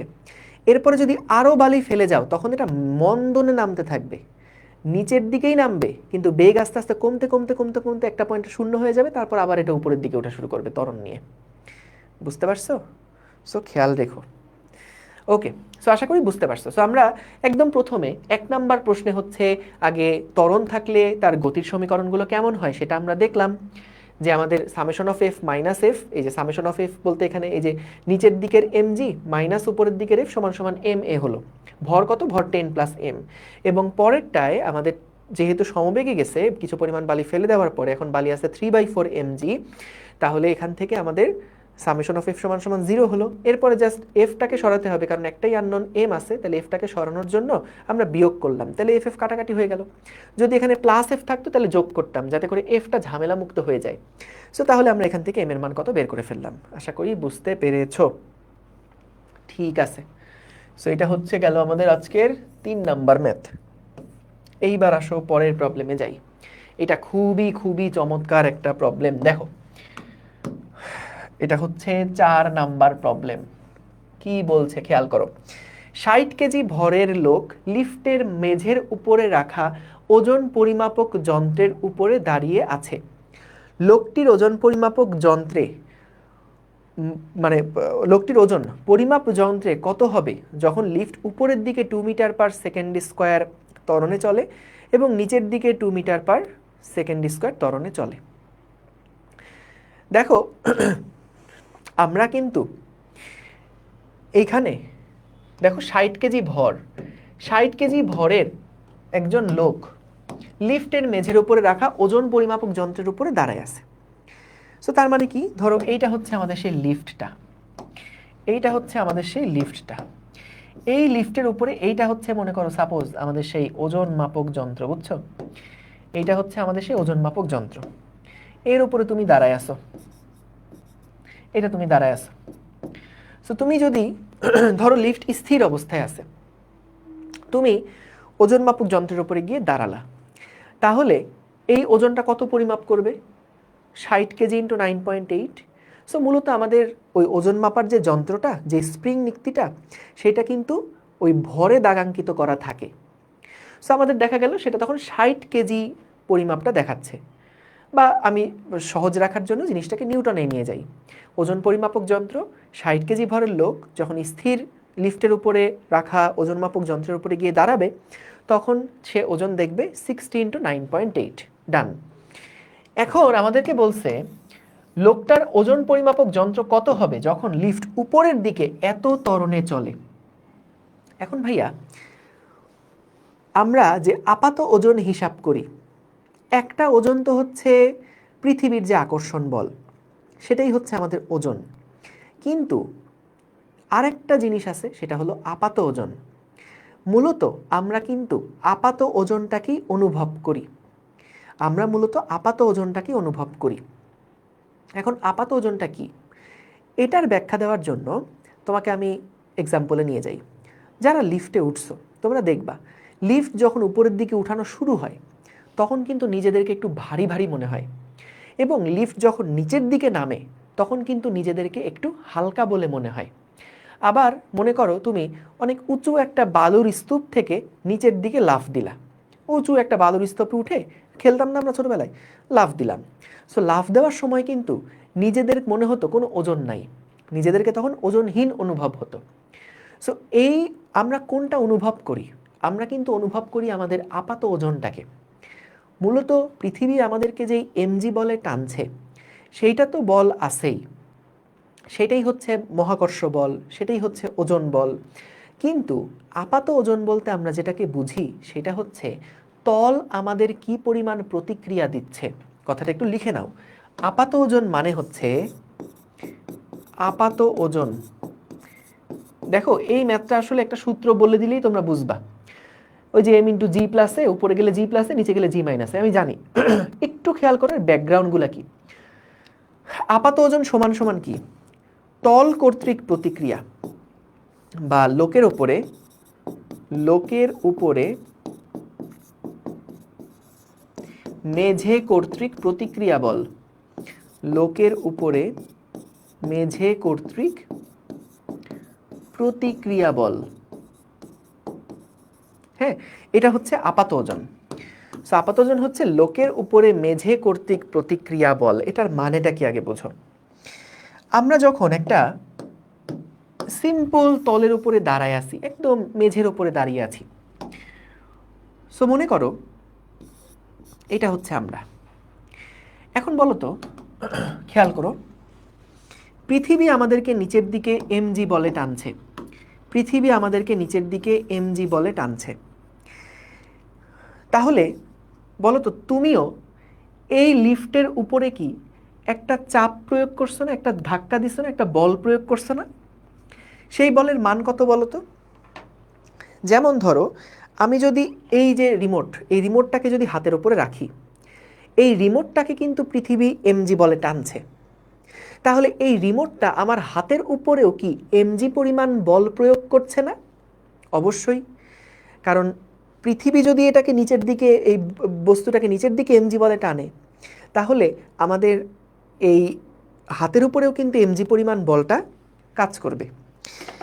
এখন হাতের উপরে যদি এমজি বল কাজ করে, তাহলে বলো তো হাত এই বস্তুকে কোন দিকে প্রতিক্রিয়া দিবে? হাত এই বস্তুকে কোন দিকে প্রতিক্রিয়া দিবে? উপরের দিকে প্রতিক্রিয়া দিবে। সো তাহলে এই যে উপরের দিকে যে প্রতিক্রিয়াটা মেঝেটা দিবে, উপরের দিকে যে প্রতিক্রিয়াটা মেঝেটা দিবে, এইটাই হচ্ছে আমাদের আপাত ওজন। এটাই হচ্ছে আমাদের আপাত ওজন। সো মনে রেখো, আমাদের লোকের উপরে, এই যে লোকের উপরে মেঝে কর্তৃক যে প্রতিক্রিয়া বল, সেটাই হচ্ছে আপাত ওজন, সেইটাই হচ্ছে আপাত ওজন। বলো এইটা কি ক্লিয়ার হয়েছে কিনা? আমরা আপাত ওজন বলতে কোনটাকে বুঝি? আপাত ওজন বলতে বুঝি তল আমাদের উপরে প্রতিক্রিয়া বল কত দিল। সো যতটুকু প্রতিক্রিয়া বল দিচ্ছে, সেইটাকেই আমরা বলছি আপাত ওজন। এই লোকটার আপাত ওজন। এখন বলো তো, যদি দেখা যায় এই তলটা উপরের দিকে যাচ্ছে, আচ্ছা প্রথমে আগে এভাবে চিন্তা করি, আমি আরেকটা পেজে এটা করলে মনে হয় ভালো হয়, আরেকটা পেজে করে তারপরে এই ম্যাথে আসতেছি। দাঁড়ো, সো দেখো যেটা বলছিলাম, এইটা হচ্ছে আমাদের সেই তল, এই তলের উপরে আমরা এখানে বসবাস করতেছি। তো নিচের দিকে হচ্ছে পৃথিবী আমাদেরকে এমজি বলে টানছে, এটা আমাদের উপরে প্রযুক্ত বল। এবং এই যে তলটা, এই তলটা যে প্রতিক্রিয়া বল দিচ্ছে, সে প্রতিক্রিয়া বলটা কোন দিকে? মাথার খুলি উড়ে গেছে, কি ব্যাপার? প্রতিক্রিয়া বলটা কিন্তু উপরের দিকে। এই প্রতিক্রিয়া বলের উদ্ভব কোত্থেকে হলো, এটা কি বুঝছো ভাই? এটা অনেক স্টুডেন্ট এটা গুলায় ফেলে। একটু মাথায় রেখো, এই প্রতিক্রিয়া বলটা কেন আসলো? কারণ পৃথিবী তোমাকে টানছে নিচের দিকে, যে পৃথিবী, এটা পৃথিবী টানতেছে, এমজি বলে পৃথিবী টানছে। তাহলে তুমিও কিন্তু তলের উপরে একটা এমজি বল প্রয়োগ করছো, তাহলে তল তোমার উপরে একটা প্রতিক্রিয়া বল প্রয়োগ করবে, তল তোমার উপরে একটা প্রতিক্রিয়া বল প্রয়োগ করবে। তাহলে উপরের দিকে আর, নিচের দিকে এমজি। এখন খেয়াল করো, তোমার উপরে তাহলে কয়টা বল কাজ করছে? তোমার উপরে বল কাজ করছে মোটে দুইটা, একটা হলো এমজি, একটা হলো আর। বুঝছো? তাহলে যখন মেঝে স্থির আছে, লিফটের মেঝে যখন স্থির আছে, তখন যেটা হচ্ছে, উপরের দিকে লোকের উপরে প্রযুক্ত বল আর, এবং নিচের দিকে পৃথিবী টানছে এমজি বলে। এটা কিন্তু লোকের উপরে প্রযুক্ত বল। খেয়াল রেখো, সামেশন অফ এফ সমান সমান এম এ যখন আমরা লিখি, তখন এই যে বলগুলার লব্ধি করি, এগুলো কিন্তু একটা বস্তুর উপরে প্রযুক্ত হতে হয়। একই বস্তুর উপরে যতগুলো বল কাজ করছে, সেই বলগুলার লব্ধি সমান সমান এম এ। তাহলে এখানে এই লোকটার উপরে দুইটা বল কাজ করছে, একটা আর এবং একটা এমজি। তাহলে মেঝে যদি স্থির থাকে, তাহলে আর মাইনাস এমজি এইটা সমান সমান হবে কত? 0, কারণ কোনো ত্বরণ নাই, মেঝে স্থির আছে, ত্বরণ শূন্য। তাহলে তখনকার জন্য কিন্তু আর ইজ ইকুয়ালস টু কি হচ্ছে? এমজি হচ্ছে। এইবার বলো তো দেখি, যদি যদি আমাদের এই লিফটের মেঝেটা এবার উপরের দিকে এ ত্বরণে যেতে থাকে, উপরের দিকে এ ত্বরণে যেতে থাকে, লিফটটা উপরের দিকে এ ত্বরণে যাচ্ছে, যে এটা হচ্ছে লিফট, এটা হচ্ছে লিফট, লিফট উপরের দিকে এ ত্বরণে যাচ্ছে, তাহলে আমাকে বলো তো, আমাদের এই লোকের উপরে দুইটা বল কাজ করছিল, একটা আর একটা এমজি। এখন বলো তো কোন বলটা বড়, কোন বলটা বড়, আর বড় নাকি এমজি বড়?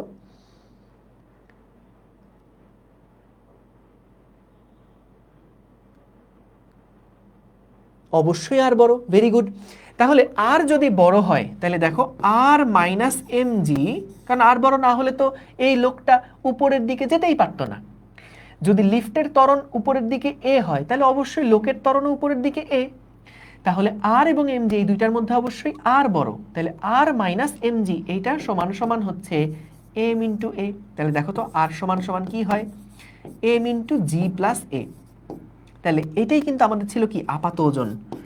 এই প্রতিক্রিয়া বল যেটা, তল কর্তৃক প্রতিক্রিয়া বল যেটা, এটাই কিন্তু ছিল কি? আমাদের আপাত ওজন।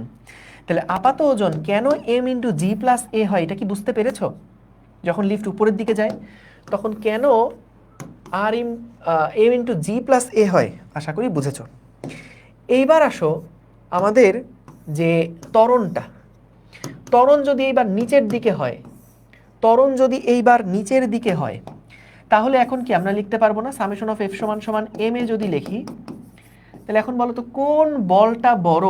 যদি ত্বরণ নিচের দিকে হয়, কোন বলটা বড়? এমজি বলটা বড়। তাহলে এমজি মাইনাস আর এটা সমান সমান হবে এম এ। তাহলে দেখো আর সমান সমান আসছে এম ইন্টু জি মাইনাস এ। তার মানে দেখো, আমরা আপাত ওজন সমান সমান ওজন কখন, আমরা কখন আমাদের রিয়েল ওজন অনুভব করি? যখন আর সমান সমান এমজি হয়। আমরা কখন আমাদের নিজস্ব ওজনের চেয়ে বেশি ওজন অনুভব করি? যখন আপাত ওজনের মান এমজি এর চেয়ে বড় হয়ে যাচ্ছে, MG into MG plus M A, M into G plus A. তখন কিন্তু আমরা দেখো আমাদের অরিজিনাল ওজন ছিল এমজি, কিন্তু আমরা আপাত ওজন অনুভব করছি তার চেয়ে বেশি।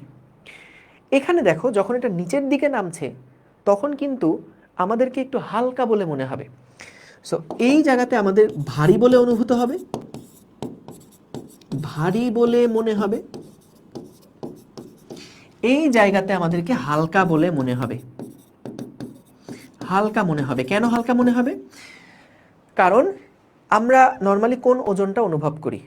এমজি ওজনটা অনুভব করি। আমরা যখন মেঝেতে হাঁটাহাঁটি করছি, স্থির অবস্থায় আছি, তখন পৃথিবী আমাদের এমজি বলে টানে, তলটাও আমাদের উপরের দিকে এমজি প্রতিক্রিয়া দিচ্ছে, আর আর সমান এমজি প্রতিক্রিয়া দিচ্ছে।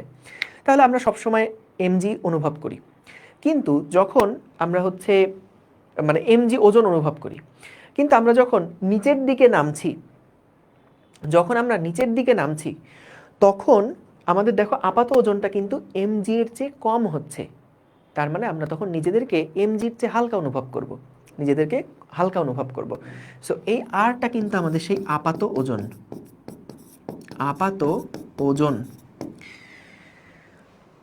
আশা করি বুঝতে পেরেছো। এখন বলো তো, এই লিফট যদি নিচের দিকে জি ত্বরণে যায় তাহলে আমাদের ওজন কত অনুভূত হবে? যদি জি ত্বরণে নিচের দিকে যায় তাহলে এর মান জি হয়ে গেলে এটা 0, তাহলে তখন আমরা নিজেদেরকে ওজনহীন অনুভব করব। ঠিক আছে?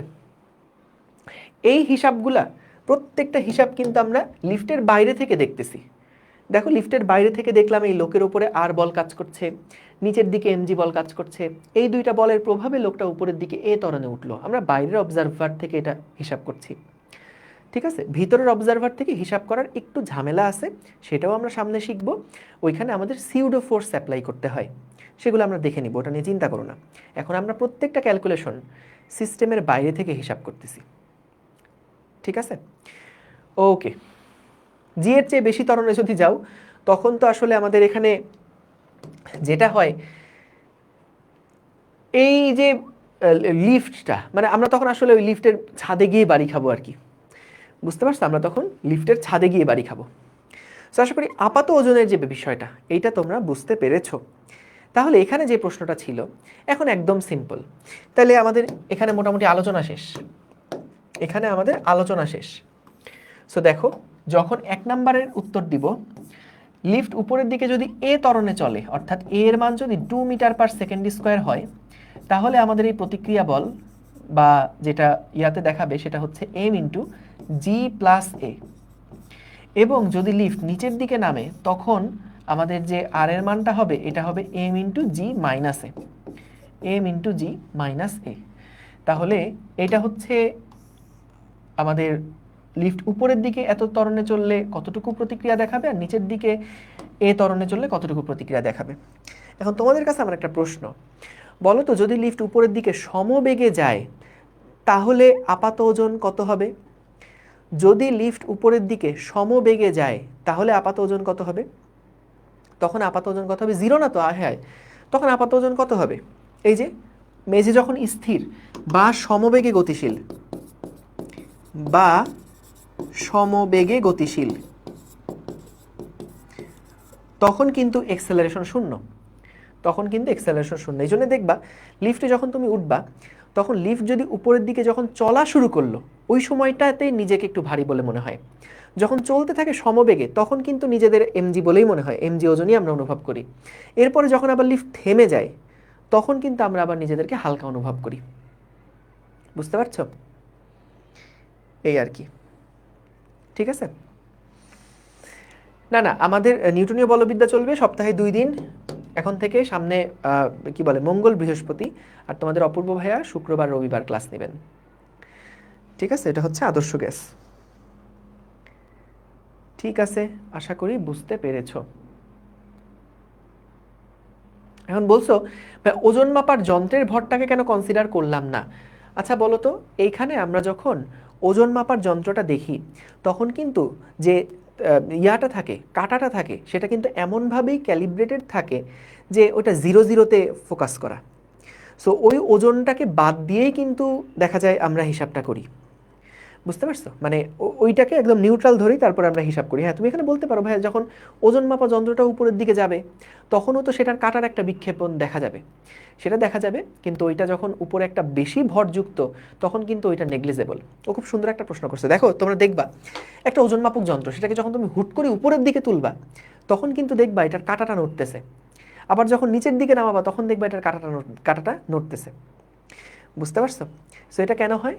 কারণ যখন উপরের দিকে তুলছো তখন কিন্তু ওই ওজন মাপক যন্ত্রের ওজন যেটা সেটা কিন্তু এমজি এর চেয়ে আরেকটু বেশি।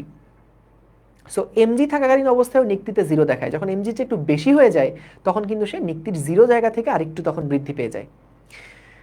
ওকে, ঠিক আছে, তাহলে আশা করি এটা বুঝতে পেরেছো। আচ্ছা, তোমাদের আরেকটা প্রশ্ন করি, বলো তো, খুব চিন্তা করে উত্তর দিবা। ধরো আমি যে এখন দাঁড়ায় আছি, বলো তো আমার ত্বরণ কত? আমি যে এখন দাঁড়ায় আছি আমার ত্বরণ কত বলো তো? Good, very good. এই যে অনেকে বলতেছো জি, জি কেন ত্বরণ হবে? আমার এখন ত্বরণ কি জি? আমি তো স্থির হয়ে দাঁড়ায় আছি।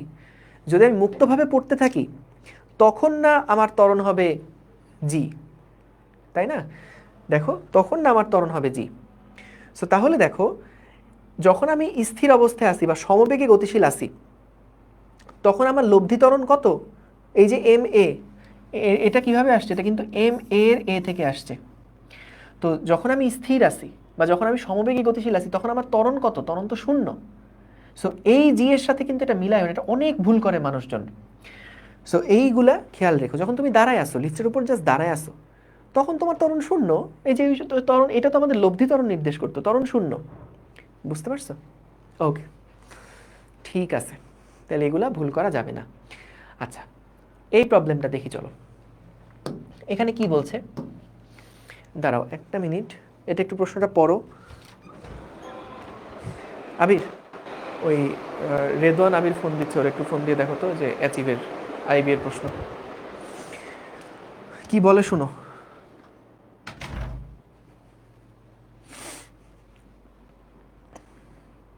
ঠিক আছে, শুনে ফেলছো? হাই হাই, যা সিক্রেট সব শুনে ফেললো।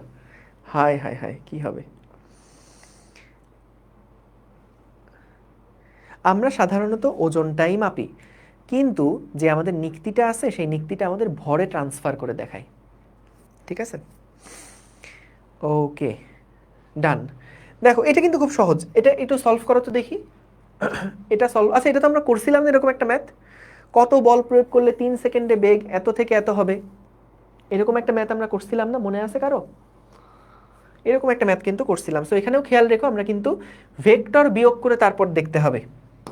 সো আমাদের যখন ত্বরণটা বের করতে হবে, ত্বরণটা কিন্তু ভেক্টর বিয়োগ করতে হবে, এটা মাথায় রেখো, ডিভাইডেড বাই টি। তাহলে এখান থেকে আমরা একটা ত্বরণ পাবো এবং তারপরে F is equals to M into A করতে হবে। এটা হোমওয়ার্ক দিয়ে দিলাম, এটা আগে করছিলাম আমরা এরকম একটা ম্যাথ প্রবলেম। সো এটা খবরদার এই যে মান বের করে তারপরে বিয়োগ করো না। মান বের করে করা মানে কি, আমরা একই দিকে গতিশীল ধরে নিচ্ছি। এইবার এটা লাস্ট অঙ্ক, যাও, এটা লাস্ট অঙ্ক। কি বলছে দেখো, 1000 কেজি ভরের একটা লিফট 3 মিটার পার সেকেন্ড ত্বরণে উপরের দিকে চললে লিফটের রশির টান কত হবে, এবং যদি 3 মিটার পার সেকেন্ড স্কয়ার ত্বরণের নিচের দিকে নামে তবে টান কি হবে? তাহলে প্রথম প্রশ্ন দেখো, 1000 কেজি ভরের একটা লিফট, এটা হলো আমাদের লিফট। কি বললো, এই লিফট উপরের দিকে 3 মিটার পার সেকেন্ড স্কয়ার ত্বরণে চলছে। উপরের দিকে ত্বরণ হচ্ছে 3 মিটার পার সেকেন্ড স্কয়ার। এখন বলছে যে লিফটের উপরে যে দড়িটা আছে এই দড়ির টান বল কত? বলো তো টান বল কোন দিকে কাজ করবে? এটা আমরা আগেও দেখছি, টান বল সবসময় বস্তুর সাথে দড়ির যে কন্টাক্ট পয়েন্ট এখান থেকে বাইরের দিকে কাজ করবে। তাহলে উপরের দিকে টান বল, নিচের দিকে হচ্ছে এমজি।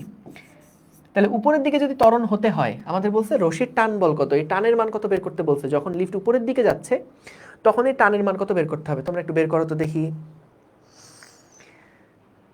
ফাতেমাতুজ জোহরা অলরেডি বের করে ফেলছো।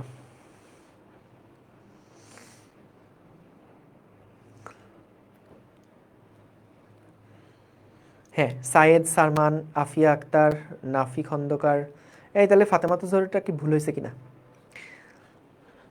দেখো।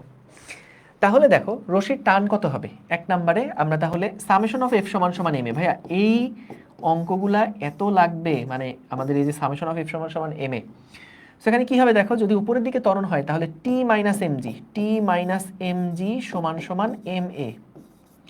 তাহলে আমাদের টান বের করতে হবে, তাহলে টান বল হচ্ছে কত হবে, এম ইন্টু জি প্লাস এ।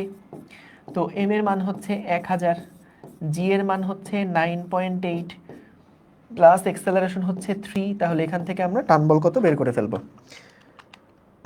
+3 ইন্টু হচ্ছে 1000, 12800 নিউটন। 2 নাম্বার প্রশ্ন কি? 2 নাম্বার প্রশ্ন বলল যে এইবার আমাদের লিফটটা নাকি নিচের দিকে 3 মিটার পার সেকেন্ড স্কয়ার ত্বরণে যাচ্ছে। এইবার আমাদের লিফটটা কি করছে, নিচের দিকে 3 মিটার পার সেকেন্ড স্কয়ার ত্বরণে যাচ্ছে। তাহলে আমরা যখন সামেশন অফ এফ সমান সমান এম এ লিখব তখন কি হবে, mgটা বড়, তাহলে যেহেতু নিচের দিকে ত্বরণ হচ্ছে mg মাইনাস টি সমান সমান ma, তাহলে টি সমান সমান mg মাইনাস ma, এখান থেকে m ইন্টু জি মাইনাস এ, m এর মান হচ্ছে 1000, g এর মান হচ্ছে 9.8 মাইনাস এক্সেলারেশন হচ্ছে 3, কত হয়? এটা আসে 6800 নিউটন। ঠিক আছে না? হ্যাঁ, তোমরা এখন আমাকে আরেকটা উত্তর দাও, বলো তো আমি এই বস্তুটার উপরে কোন দিকে বল প্রয়োগ করছি? আমি এই রিমোটের উপরে কোন দিকে বল প্রয়োগ করছি বলো তো? এই রিমোটের উপরে কোন দিকে বল প্রয়োগ করছি? যাক, ভেরি গুড। রিমোটের উপরে কিন্তু উপরের দিকে বল প্রয়োগ করছি। অনেকে ভাবতে পারো কই ভাই, আপনি তো নিচে যাচ্ছে, যেহেতু আপনি তো নিচের দিকেই বল প্রয়োগ করতেছেন না। খেয়াল করো, যদি আমি এটাকে ছেড়ে দিতাম তাহলে দেখো কত দ্রুত এটা নিচে পড়ে। তাহলে আমি কি ওর ওই স্পিডটাকে কি থামাচ্ছি না? তার মানে আমি কিন্তু আসলে হাত দিয়ে এই রিমোটের উপরে উপরের দিকে বল প্রয়োগ করছি। ওর এমজি বলটা বড়, আমি হাত দিয়ে ওর উপরে যে বলটা প্রয়োগ করছি এটা ছোট। সো এটার কারণে এটা কিন্তু আস্তে আস্তে নিচের দিকে নামতেছে। সো যদি এটাকে কোনো উপরের দিকে বল প্রয়োগ না করতে, আমাদের ঠাস করে নিচে পড়তো। যেহেতু আস্তে আস্তে নিচে পড়তেছে, তার মানে আমি আসলে হাত দিয়ে উপরের দিকে বল প্রয়োগ করছি। বলো বলো বলো, বুঝছো কিনা? ঠিক আছে, ক্লিয়ার কিনা বলো। ওকে, এইটাও হোমওয়ার্ক দিয়ে দিব, এটা আগের অঙ্ক। সো নেক্সট ক্লাসে আমরা নতুন থিওরি শুরু করব। চিত্রের তিনটা বস্তু অনমনীয় সুতা দ্বারা যুক্ত, এফ বলে m1 ভরকে টানা হলে সিস্টেমের ত্বরণ কত, t1 t2 এর মান কত, এগুলো আমরা আগেও করছি। সো এটা আসলে আলাদা কোনো ম্যাথ না, এটা ওইটারই আর একটা মানে প্র্যাকটিসের জন্য রাখছিলাম। ঠিক আছে, তাহলে আজকে আমরা এখানে শেষ করব। নেক্সট ক্লাসে আমরা ইনশাল্লাহ ভরবেগের সংরক্ষণ সূত্র, বলের ঘাত, এই রিলেটেড পড়াশোনাগুলো করব। সো তোমাদের সাথে আমার ইনশাল্লাহ আবার দেখা হবে আগামী মঙ্গলবার। আজকে যে ক্লাসটা করলাম এটা প্লিজ এখনই একটু একবার রিভিশন দিয়ে দাও, এবং মঙ্গলবারের আগে একবার রিভিশন দিও, মাঝখানে পারলে আরও একবার রিভিশন দিও। কিন্তু এই 4টা ক্লাসে যা পড়াইছি এইগুলা কিন্তু ফাউন্ডেশন, এগুলার উপরেই বেস করে সামনে দেখবা কাজশক্তিতে কিছু প্রবলেম পাবা, পদার্থের গাঠনিক ধর্মে কিছু প্রবলেম পাবা, মহাকর্ষের মধ্যে কিছু প্রবলেম পাবা। সো পুরা ফার্স্ট পার্ট সেকেন্ড পার্টে কিন্তু ব্যাপকভাবে ছড়ায় আছে এই কনসেপ্টগুলো। সো এগুলো মিস করো না। থ্যাংক ইউ সবাইকে, দেখা হবে ইনশাল্লাহ আগামী মঙ্গলবার। আসসালামু আলাইকুম, আল্লাহ হাফেজ।